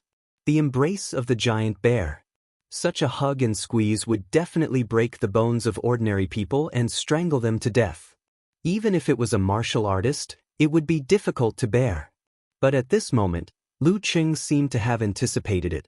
Taking advantage of the rebound from the collision, he shot backward like a bolt of lightning. This was unexpectedly not slower than the forward pounce. Not only did he narrowly avoid the hug, but he also pulled apart the distance between him and Wei Xingtian. After a few nimble steps, he rearranged his stance. He just took the risk to move forward and slammed sideways, all for the sake of retreating now. It was the opposite of Lin Kei's retreating in order to advance. Lu Qing clearly knew that a Dan stage master couldn't be defeated in a few moves. He must restrain his restlessness and not blindly seek to finish the battle in one fell swoop. Wei Xingtian took a breath, strode forward and attacked again. In his heart, his evaluation of Lu Qing was raised a little. An opponent who only knew how to be ruthless wasn't scary. What was scary was not only ruthless, but also not reckless at all. In the seats of the Songqing University Martial Arts Club, Yanjika had long pursed her lips. She was nervous and worried about the changes just now. She didn't expect Lu Qing to fall into such a passive situation at the beginning. She also didn't expect him to attack instead of retreating. Her palms were sweating because of this. When Lu Qing jumped back with the help of the collision, pulled away and recovered the balance, she heaved a long sigh of relief. Her eyes were shining for her boyfriend's judgment, courage, determination, and clear-headedness in such a short time. Geezer sure watched quietly. Suddenly he clicked his tongue and said, "Not bad." After a short treatment, Lin Kei had recovered his ability to move. But his face was as white as paper, and his left arm was hanging weakly. His eyes were fixed on the field and didn't move for a moment. His right fist unconsciously clenched. In the live broadcast room, He Xiaowei finished this part with some lingering fear. He breathed a sigh of relief and laughed. Contestant Lu Cheng from Songqing University is very reckless. If it wasn't for his good luck, Wei Xingtian would have finished the battle by now. Hey, at that distance, even if the referee is powerful, he may not be able to save him. He's bound to break a few bones. But his luck is really good. His reckless attack actually exchanged for an opportunity.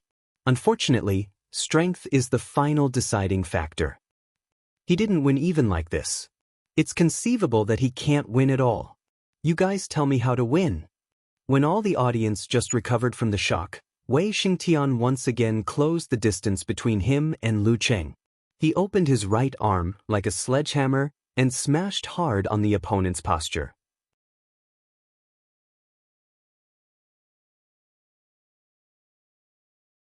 Chapter 132.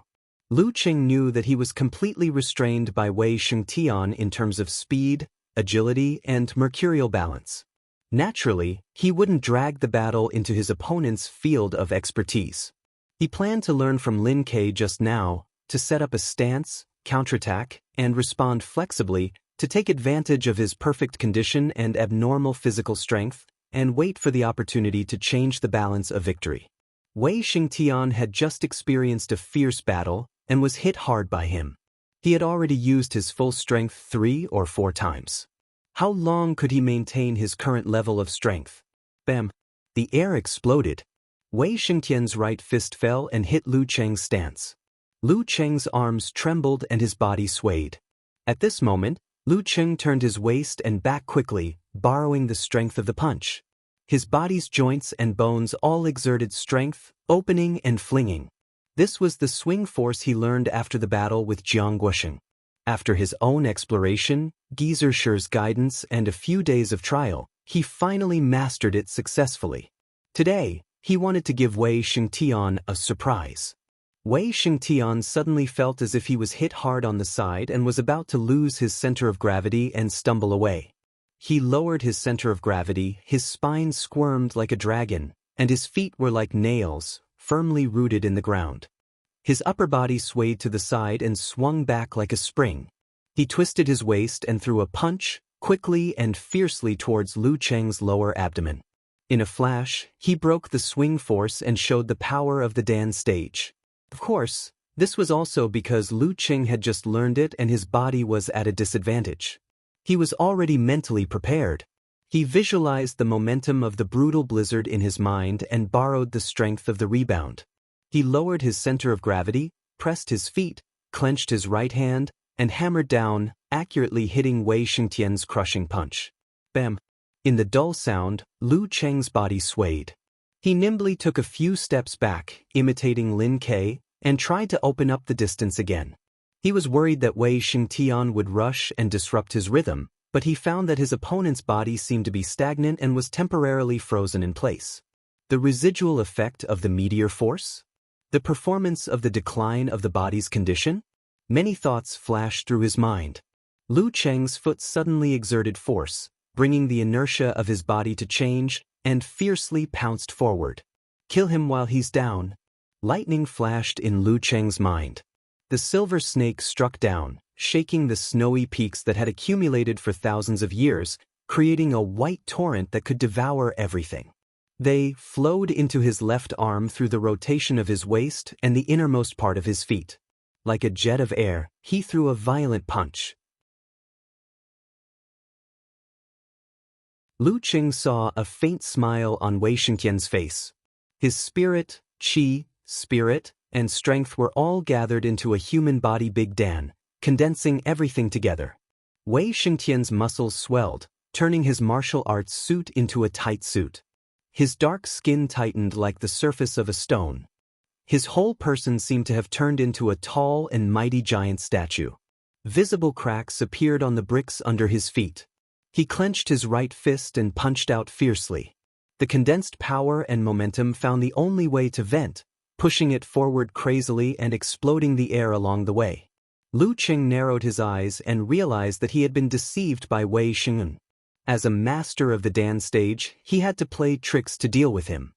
He deliberately pretended that he had consumed a certain amount of energy and his body was in a condition. Although it was despicable, he had to admit that he had a good grasp of his own mentality and knew that he was waiting for this opportunity. In a martial arts fight, there was no despicable, only victory and defeat. The winner was righteous. Since he had already launched his attack, it was impossible for him to stop it at the last minute. That would be even more terrifying. For example, in a situation where leg was leg to leg, if they were to clash head-on, they would at most suffer some bruises and swelling. However, if one of them was not determined enough and decided to withdraw, they would often end up with broken bones. Bang! The two didn't change their moves and collided together. Lu Qing only felt the pain in his fist and the sound of his bones. He didn't dare to resist for fear of breaking his arm. He could only choose to be swept away by the majestic force and thrown to a place not far away. Just as he fell to the ground, Wei Shengtian had already rushed over, not giving him any chance to adjust and recover. Seeing this, Yenjika's clenched fists loosened. Everyone in the Songqing University Martial Arts Club sighed together. The result was about to be revealed. Lu Qing failed and Wei Shengtian won.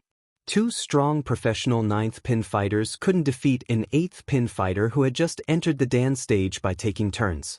The whole audience immediately burst into cheers, full of cathartic cheers. The shadows shrouded his body. Lu Qing knew that he was about to lose, but he didn't have any thoughts of giving up struggling and admitting defeat. Just like in a life-and-death battle, who would give up without a fight? He wouldn't cry until he saw the king of hell.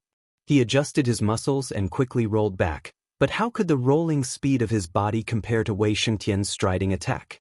He was about to be caught up and was about to be kicked by a leg. At this moment, Lu Cheng's body seemed to be hit by something. In an instant his mind flashed. He grabbed the ground with his left hand and waved it at Wei Shengtian. A handful of gravel shot out and went straight to the opponent's face. He didn't have time to grab the ground, but this was the last place where Lin Ke and Wei Shengtian collided fiercely. The ground was already broken and cracked. Sometimes, life really needed a little luck. And this was also the result, left by Lin Ke. Flying stones hit his face and sand confused his eyes. Wei Shengtian seemed to have returned to the days when he fought with gangsters. But he didn't dare to not dodge or block, because the eyes were not a place that could be trained by the Brightstone skill. With Lu Cheng's strength, those flying stones were enough to penetrate his eyelids and blind him. Was it worth it for a preliminaries? Wei Shengtian's body instinctively paused. He quickly raised his left hand and blocked in front of his face to block the flying stones. Taking this opportunity, Lu Qing curled his body and moved forward instead of retreating. He didn't rush to stand up, but skillfully pressed left and right to hit between the opponent's legs. Wei Shengtian was experienced and prepared. His body sank and his right hand quickly pressed down like a falling hammer. Bang! Just after the collision, Lu Qing used the force to straighten his waist and bounced up. Wei Shengtian smiled coldly. His left arm was already hanging down and he hit out a crushing punch. "I'm waiting for you to try to stand up straight." However, Lu Qing didn't stand up. He directly rose into the air and stretched his body horizontally. He narrowly avoided the crushing punch that hit his lower abdomen. Then he spread his wings like a white crane and clapped his hands to hit Wei Shengtian's temples. Wei Shengtian took a breath and withdrew his strength. His arms quickly pulled back and held next to his head. The two palms hit each other. Before the muffled sound, Lu Qing changed from hitting to pressing. He used the force to turn over Wei Shengtian's head and landed behind him.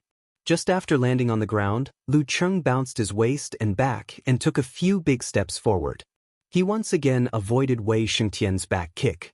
Then he exerted force under his feet and turned his body, bringing the situation back to balance again. This change was completely out of the expectation of most of the people present. They watched in a daze. They were still shouting, but their voices were gradually weakening. Yenjika raised her hands and covered her face.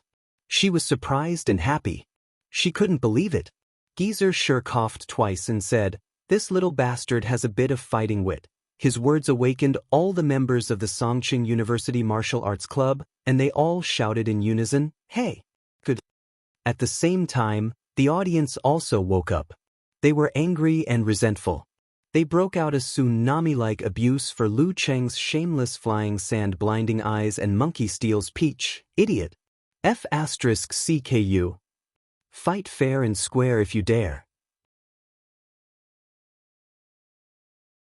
Lu Cheng had automatically filtered out their shouts. He only had eyes for Wei Xingtian opposite him. This time, he didn't put on airs. Instead, he directly used his footwork and fiercely rushed over. Because in the 2 or 3 moves just now, he heard the disharmony of his opponent's body. He really felt Wei Xingtian's hidden weakness. Lu Cheng had fought to this extent and used his full strength so many times. He also collided with Lin Kei's meteor force. If Wei Xingtian still wasn't affected, Lu Cheng would suspect that he had entered the inhuman stage of Dan's stage. That was the level of professional 4th or 5th pin. The Jin Dan in Lu Cheng's body was expanding and contracting at this time. It slowly rotated and separated the flow of ice and fire. It soothed his tiredness and kept his physical strength in the best condition. So did his strength. Facing Lu Cheng's counterattack, Wei Xingtian's face was as calm as water. He didn't show any cowardice. He put strength in his waist and back and also rushed forward to meet Lu Cheng head-on. Just as the two of them approached each other, Lu Cheng stomped his foot and cracked a green brick. An avalanche-like violent force bounced up and wriggled his spine, creating a ferocious downward slash. Bam! The ground under Wei Xingtian's feet shattered. His right arm swung and the giant hammer hit from the side. Bang! In the sound of the collision, Lu Cheng's body shook and he took another step back. But this time, he clearly felt that Wei Xingtian's strength was much weaker than at the beginning. Stepping on the ground, he suddenly exerted his strength. He bounced forward and used the force to shoot a seabed cannon, aiming at Wei Xingtian's abdomen. 24 blizzard strikes. Bang bang bang. Wei Xingtian didn't give even half a step. The two collided many times in a row. Lu Cheng was struggling at the beginning. He could barely hold on by retreating and other small skills. He only felt that his body was like a piece of forged iron that was constantly being hit and compressed by a giant hammer. It was quite difficult. There was a similar feeling of vibration inside his body. But after holding on for more than a minute, he slowly pulled back because his opponent's strength was really weakening. The audience in the stadium didn't notice this. They only saw Wei Xingtian suppressing Lu Cheng and beating him with a pair of chaotic hammers. It seemed that he could win at any time. So they burst into cheers again.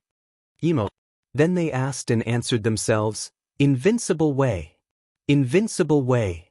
Under the terrifying momentum of the home field, Lu Cheng only felt that he was suppressed to a certain extent by Wei Xingtian. The muscles and fascias of his body were passively tightened under the external force's continuous attacks. Passively, there were withdrawing and pressing. He narrowed his eyes and followed this feeling. In his mind, he immediately visualized the picture and sound of thunderclouds everywhere and thunder shaking. Boom! There seemed to be a burst of thunder in Lu Cheng's body. His right fist suddenly hit out. When it came into contact with Wei Xingtian's hammer, the tightened muscles and fascias all exploded together, like igniting gunpowder. Thunder Roar Zen. Passive Thunder Roar Zen. Ding! Wei Xingtian suddenly felt as if he was an ancient bell that had been struck hard. There was a wave on the surface of his body, and a buzzing force entered his body, causing his bone marrow, blood, muscles, and fascia to vibrate, causing his already uncomfortable internal organs to churn again. He almost spat out a mouthful of old blood. His body was stiff there, and the audience was still shouting, "Invincible Wei!" Successful in one move, it triggered the remaining influence in the enemy's body. Lu Cheng immediately stepped forward, leaned sideways and crazily hit like an avalanche. Bang! This time, Wei Xingtian couldn't retract his strength to deal with it. He could only barely hold up his arms to block, but Lu Cheng knocked him away. Deep in Lu Cheng's eyes, water condensed into ice. There was no emotional fluctuation. He slightly bounced back and hit forward again. Don't. He seemed to hit a stone, and Wei Xingtian staggered back. Lu Cheng stepped forward, grabbed the enemy's left arm, pulled it back, and hit him sideways again. He didn't use his full strength, but used his skillful strength. Suddenly, Wei Xingtian flew out to the edge of the ring not far away. Yimo! Wei Wu! The audience watched Wei Xingtian fall inch by inch, like watching a slow-motion movie. The voices gradually stopped. Thump! Wei Xingtian landed on the ground, and the audience was silent. The referee stopped his blocking posture, raised his right hand, and announced loudly, "The second round, Lu Cheng wins." Hearing the sentence, Lu Cheng gasped, and all kinds of emotions in his heart burst out. He turned back to look at the Songqing University Martial Arts Club, looked straight at Yenjika, clenched his fists, and swung them up. He won. He really won. Yenjika jumped up from her seat and also cheered with clenched fists. After venting the tension and pressure of the battle, Lu Cheng recalled what happened just now. He suddenly raised his index finger, put it in front of his mouth, and proudly and slowly looked around the audience. "Shut up. All of you shut up."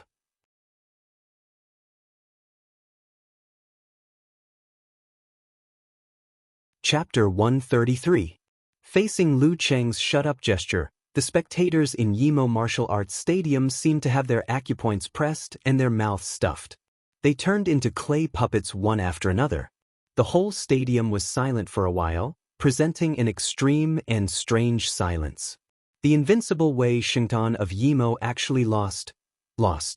Although he lost to the powerful ninth pin in a tag team battle, since he was known as the invincible local, how could he not defeat two professional ninth pin fighters? After a short silence, they came back to their senses and realized that they were provoked and slapped in the face. Suddenly, they burst into a roar louder than the previous one. All kinds of classic Chinese curses were madly spewed out, such as F***K, F***K, idiot, and so on. Lu Cheng put down his finger. He was very satisfied with the extreme silence of tens of thousands of people who dared to respond to him. He was also satisfied with the various curses he encountered now.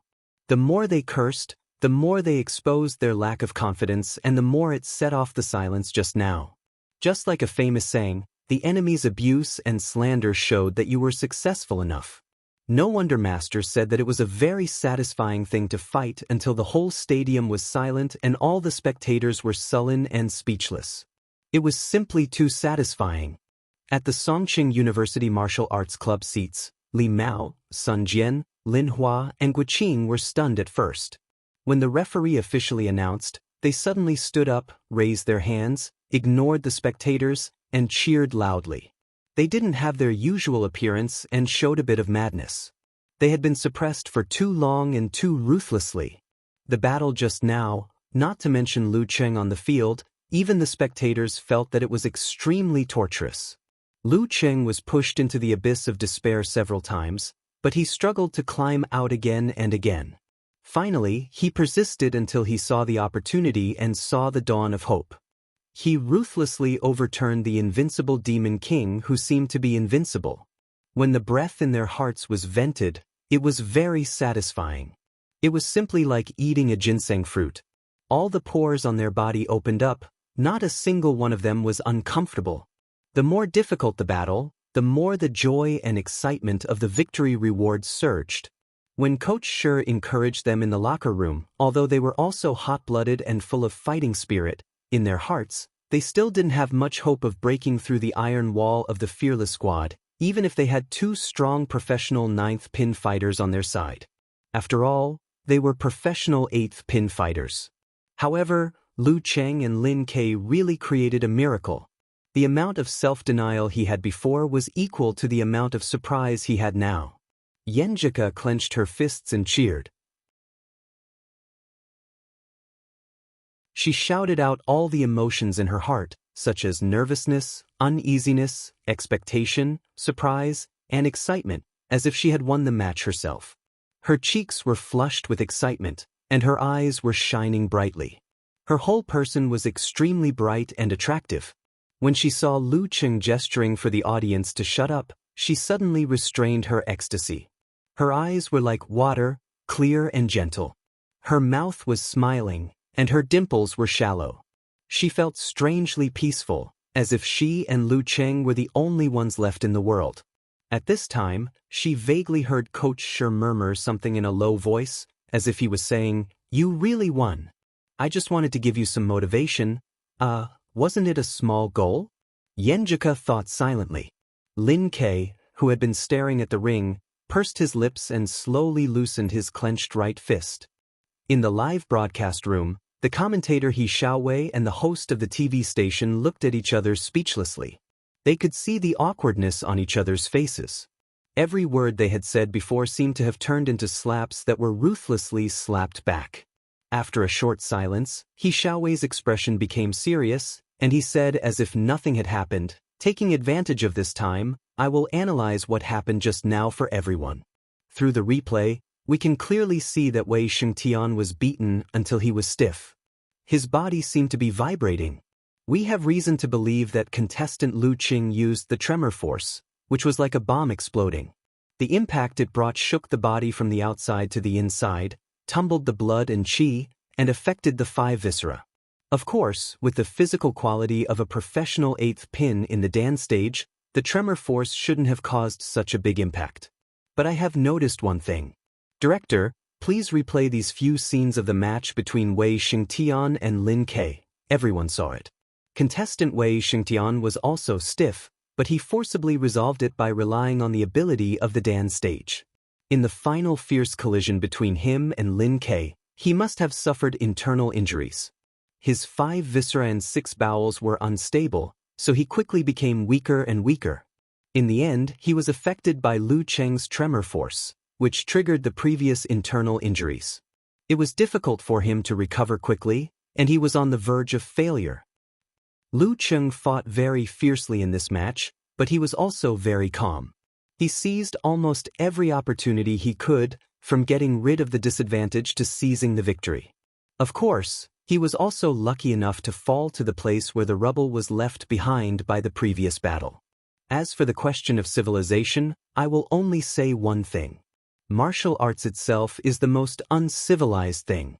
Every move and every style is created to kill or cripple the opponent, not to stop.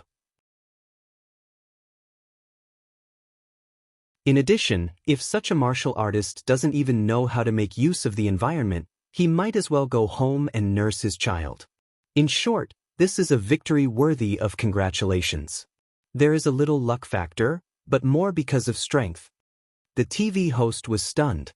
He looked at He Xiaowei as if he was looking at a monster. His eyes seemed to be roaring and questioning, "That's not what you said just now. How can you slap your own face?" He Xiaowei calmly looked back at him and secretly scolded, "You're so stupid. Do you think a nationally famous commentator can be found casually? This is an impetuous society. If you want to be famous, you have to be extreme. You have to shock people to death with your words. How many people scold and ridicule you is how famous you are, and fame is equal to money. It's not that I can't see some things, but I have to say the opposite. Anyone can explain it by following the rules. How can you stand out? Isn't there a song that is very good? Exaggerated. As for face? Is face more important than money? Give me a few million, and I'll scold myself to death in minutes. You don't even know how to dry your own face. How can you be a commentator? And this is why you're only a local TV host, and I'm nationally famous." While his inner thoughts were playing out in his mind, his mouth still didn't stop talking. Now Fearless Squad is in a bit of danger. Contestant Lu Cheng seemed to be an arrow at the end of its flight after such an intense battle. However, if contestant Dong Yi from Fearless Squad really thinks that way, then they're finished. According to the data, Lu Cheng has abnormal stamina. He might even be gifted in stamina. In Lu Cheng's private forum, the live broadcast posts were exploding. Yan Shaoling and Brahman kept posting, venting their inner excitement, and joy. As for the content, many of them were meaningless tone phrases and all kinds of praises. They couldn't wait to use all the compliments they had learned. In particular, they felt that Lu Cheng's gesture to the audience to shut up was so cool that it was exploding. After a while, Yan Shaoling suddenly realized something. Wait a minute, I remember someone just posted that if Lu Cheng wins, she will send seeds. Someone also said that if Lu Cheng wins, she will run around naked to celebrate. Unparalleled Dragon King had been waiting for a long time and immediately replied, after reminiscing about the twists and turns of the match, I'm waiting to run around naked. Live broadcast please. Nye Chi also said happily.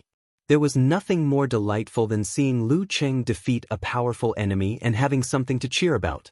Many IDs that usually lurked appeared, saying that they were waiting to run around naked. After a short while, Okamoto's fan said, I'm the one who wants to send seeds. After the match ends, I'll drive. Beep, student card. Yen Shaoling added, I found the one who said that he wants to run around naked. Come out. And all the good names are eaten by dogs. All the good names are eaten by dogs appeared weekly. I'm going to the bathroom to run around naked. There's no live broadcast. Everyone replied in unison. In Lu Cheng's dormitory, Kai Zhongming and others couldn't help but cheer loudly and celebrate heartily. The opponent's strength was fully demonstrated through 2 consecutive matches, which really established the image of an unbeatable opponent. However, Cheng still defeated him. Even if the process was full of difficulties and he almost lost the match, it was fine as long as the result was good. The more difficult the process, the better the taste of victory. I can't if King recognized Cheng in the ring.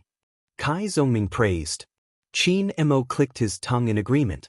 Thinking about how someone who can kill me with a single slap is usually so polite to me, I feel like it's unreal. When Wei Xingtian was beaten out of the ring, the seats of Fearless Squad were silent, as if they were hallucinating. After a dozen seconds, Dong Yi threw away his jacket, stood up suddenly and walked towards the ring, leaving his confused teammates. At this time, Wei Xingtian, who majored in bright stone skill, turned over and stood up. He rubbed his chest and walked to the stone steps of the ring. He stopped Dong Yi and said in a low voice, Don't be careless. His physical strength is abnormal. He doesn't seem to be weak. Dong Yi was stunned and looked at the ring. He didn't know why, but his heart was suddenly filled with mixed feelings. Since the establishment of Fearless Squad, most people paid attention to and talked about Wei Xingtian, who was invincible in Yimo, and Qiu Yang, who was young and full of talent. Very few people mentioned him, and in the matches he participated in, it was indeed difficult for him to play an important role. But this time, Wei Xingtian failed, Qiu Yang was injured, and the opponent's momentum was at its peak. The squad was on the verge of defeat. I am the only one left, and I am the only one who can carry this heavy burden. He took a breath, nodded to Wei Xingtian, and walked up the stone steps. I am also of professional 9th pin, and I am not worse than any fighter of the same level. When Wei Xingtian returned to his seat, Qiu Yang asked with concern, Brother Wei, are you okay? Wei Xinan shook his head, some small injuries, nothing serious. Do you think old Dong can stop Lu Cheng? Qiu Yang asked anxiously. Wei Xingtian looked at the ring, paused for a moment, and finally spat out 3 words, I don't know. Seeing Dong Yi enter the ring, Yanjika sat down again, looking forward to Lu Cheng's second battle. Among all the people present, only she and Coach Shi knew how abnormal Cheng's physical strength was. As long as he was not injured in the previous battle, this battle was equivalent to a new appearance, and there was a small possibility that he would win. Can he really defeat Fearless Squad? She whispered to herself. Geezer sure snorted. That depends on whether the opponent is shameless. On the ring, Lu Cheng stood calmly, waiting for Dong Yi to approach step by step. Right now, his momentum was like a rainbow, and he was full of confidence in himself.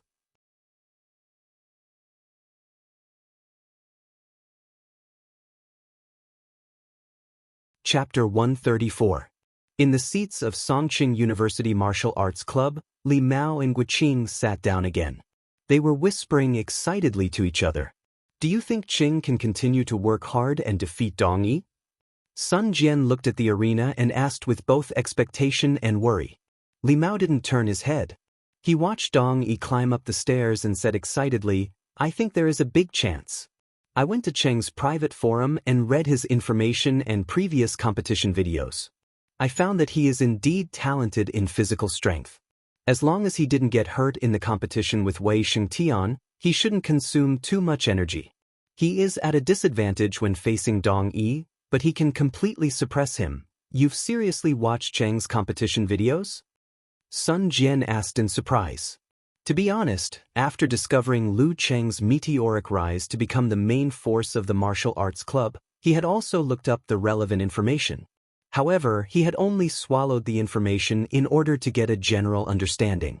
After all, Cheng was his teammate, not his enemy. Why should he waste his time to study him in detail?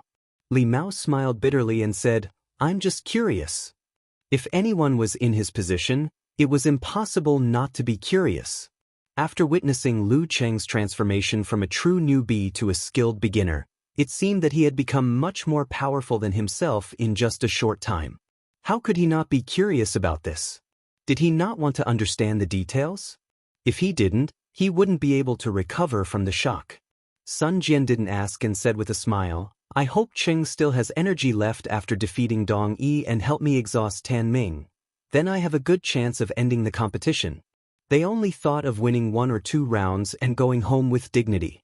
But now they suddenly realized that they might be able to win the whole competition. Qiu Yang was injured and there was only one professional 9th pin fighter left. But Lu Cheng was famous for his physical strength.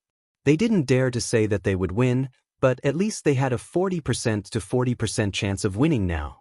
Sitting in front of them, Yan Zhike was silently cheering and praying. Hearing the discussion behind her, she felt a little harsh. Everyone was too confident in Cheng.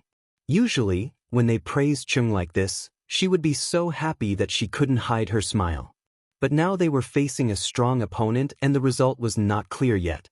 Couldn't they be more low-key and not give Cheng bad advice? Was he messed up because of his concern? She couldn't hold it in any longer. She turned around, put her palms together, smiled apologetically and pleaded, "Please don't say it, accumulate good karma. Let's keep a low profile and accumulate good karma." Sun Jian, Li Mao, and the others immediately realized what was going on. They all covered their mouths in different ways, indicating that they understood. At the same time, they were a little jealous of Lu Cheng.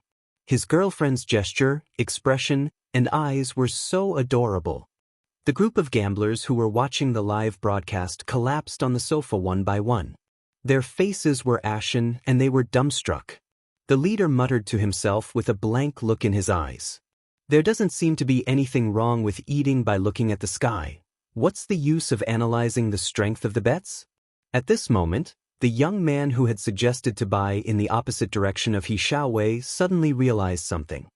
"Big brother, there's no problem now." That toxic healer commentator is now leaning towards Songqing University Martial Arts Club. This was the protection of the mysterious power. Hearing this, the other gamblers were instantly revived and began to watch the competition attentively. Although Lu Cheng was full of confidence, it didn't mean that he would look down on a fighter of professional 9th pin.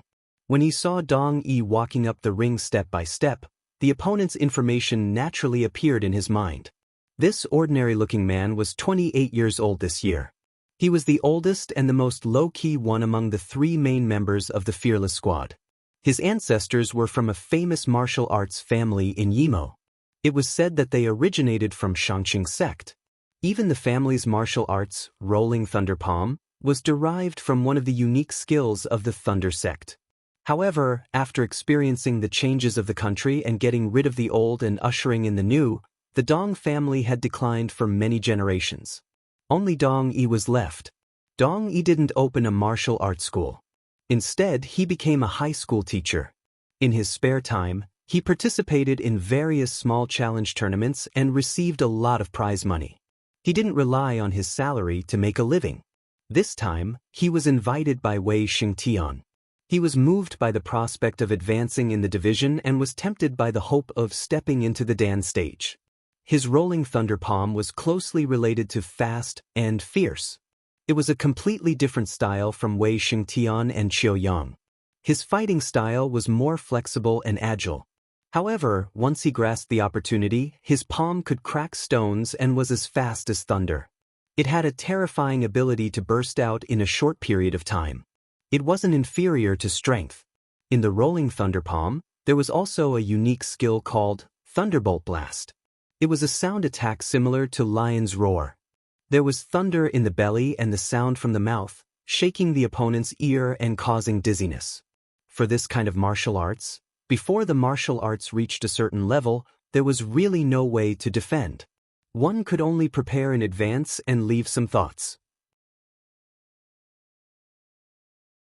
Once encountered, one would immediately bite the tip of the tongue and other methods to quickly wake up and avoid the follow-up attack. However, if one was distracted to guard against this skill, the power of one's fists and feet would be reduced. It would be impossible to concentrate and go all out, which would weaken one's strength in disguise. Therefore, under certain circumstances, as the old saying goes, some martial arts are more threatening when not used than when used. Lu Cheng's power of blaze actually had a similar function. Unfortunately, it was not as good as Dong Yi's Thunderbolt Blast. Martial arts practitioners had rough skin and thick flesh. Once they were mentally prepared, the possibility of subconsciously shaking their hands after being burned was very low. There was no need to deliberately be distracted, unless the strength and temperature of the power of blaze was increased.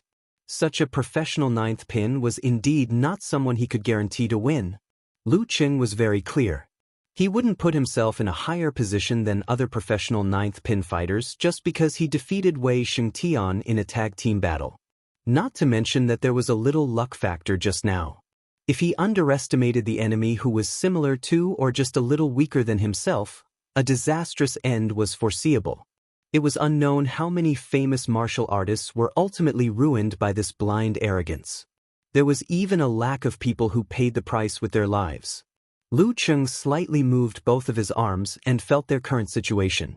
After the fierce battle with Wei Shengtian, although his physical strength was as good as before and there was no consumption, there were some hard wounds on the corresponding parts of his arms. Moreover, his mental and physical strength were almost exhausted. He had to rely on emotional outbursts and a strong momentum to maintain his peak state. The Jin Dan could heal fatigue and maintain physical strength, but it couldn't heal injuries and also couldn't restore mental exhaustion. How could he not rack his brains when fighting with a strong opponent like Wei Shengtian? Whether it was the unusually focused investment, the calm and firm judgment, or the belief to overcome nervousness and fear, it caused a lot of consumption of the so-called mental and physical strength. Once the mental and physical strength was consumed too much, there would be a phenomenon of thinking sluggishness, trance, and not being able to react in time. That was a big taboo in martial arts competitions. As for the Thunder Roar Zen, he was only able to use it under the condition of Wei Shengtian's help in suppressing and withdrawing. Although he also had some experience, opened the door and found the direction, but if he really wanted to cross the threshold, he still needed a certain amount of time to explore, try, and temper. Just like what his master said, breakthrough was a process, not a node. He stood in the center with a high momentum, but calmly and steadily, watching Dong Yi go up the ring and stand on the other side of the referee. Dong Yi suppressed the mixed feelings in his heart, and his ears were filled with cheers one after another. Dong Yi, come on! It was still a response type of cheering, but it was more than a level lower than the previous roar. Dong Yi could even hear the fear and uneasiness of the fear of failure contained in it. Am I their life-saving straw? Dong Yi closed his eyes and suddenly opened them again. Behind him was only Tan Ming of amateur first pin. If he couldn't beat Lu Cheng in this match, or caused him to be injured, the result could be imagined. Although Fearless Squad was strong, there was no way back. At this moment, the referee didn't give Lu Cheng a chance to recover, and shouted loudly, "Start!" Dong Yi immediately visualized a flash of lightning in his mind. He bounced his waist and back, and the strength went through the soles of his feet, and pounced on Lu Cheng as fast as thunder. Lu Cheng had already adjusted his body to let his center of gravity flow like mercury, so that he could display his strength better than a professional ninth pin fighter. At this moment, as his waist and back wriggled, there seemed to be a round ball in his body, and it drove him to the side of Dong Yi like a ghost. But because his opponent was too fast, he couldn't pull away. Seeing this, Dong Yi didn't turn around. He stomped his feet, and his left elbow hit out horizontally with a snap, fast and fierce. Lu Cheng put his left foot inward, straightened his back, tightened his right arm, and suddenly pressed down, just in time to block this fierce elbow attack. But at this moment, Dong used the blocked elbow as a fulcrum, and with a snap, he threw out his forearm and hit Lu Cheng's genitals with a crisp palm. The whole movement was done in one breath, and it was extremely fierce. Sniff. Lu Cheng's left hand had been waiting there for some time, and it blocked the attack without panic. And this was all because he and Yenjika had carefully studied the video of Dong Yi's fight a few days ago. In today's society, martial arts competitions were flourishing, and the spread of fighting videos was fast because of the internet, showing a trend of a big explosion of information. Every fighter only needed to fight a few more times, and his future opponents would thoroughly study his moves, and many of his killer moves and unique moves would no longer be unexpected. This was something that the ancient fighters couldn't imagine. In their view, it was right to defeat all the geniuses with one move. Today, they killed a strong opponent in the south with this move, and tomorrow, they would go to the north without knowing anything about it. In addition, the challenge tournament was a life-and-death battle with a referee, which only reduced the death and disability rate. Apart from the psychological aspect, it was not much different from reality, which attracted the participation of strong fighters. Therefore, the number of fights that the fighters of today had in their lives was probably 10 times or even 100 times more than those of their predecessors, and in every fight, they had almost no secrets. They had to constantly explore and innovate their moves in order to defeat their opponents. Under the pressure of this almost cruel environment, the fighters of the same level in modern times would definitely be better than those in ancient times. Dong Yi had a deep understanding of this. Failing to succeed in one move, he immediately took advantage of the rebound force to withdraw his left arm, so as not to be caught by Lu Cheng's big and small hand wrap, and enter the field of listening skill, which he was best at. Seeing Dong Yi retreat, Lu Cheng immediately slid forward, tightened his thigh muscles, and kicked out with the tip of his foot, aiming at his opponent's ankle. He wanted to use the fierceness and madness of the brutal blizzard, combined with the rainbow-like momentum that defeated Wei Shengtian, and completely suppress his opponent. You're tuning in to the Passion Pages YouTube channel. We're so grateful for your support, and don't forget to subscribe to join us on this incredible journey through captivating stories. Your generosity through donations truly makes a world of difference, as it's the primary source of revenue that allows me to expand and enhance this channel for you. Thank you from the bottom of my heart for being a part of this adventure.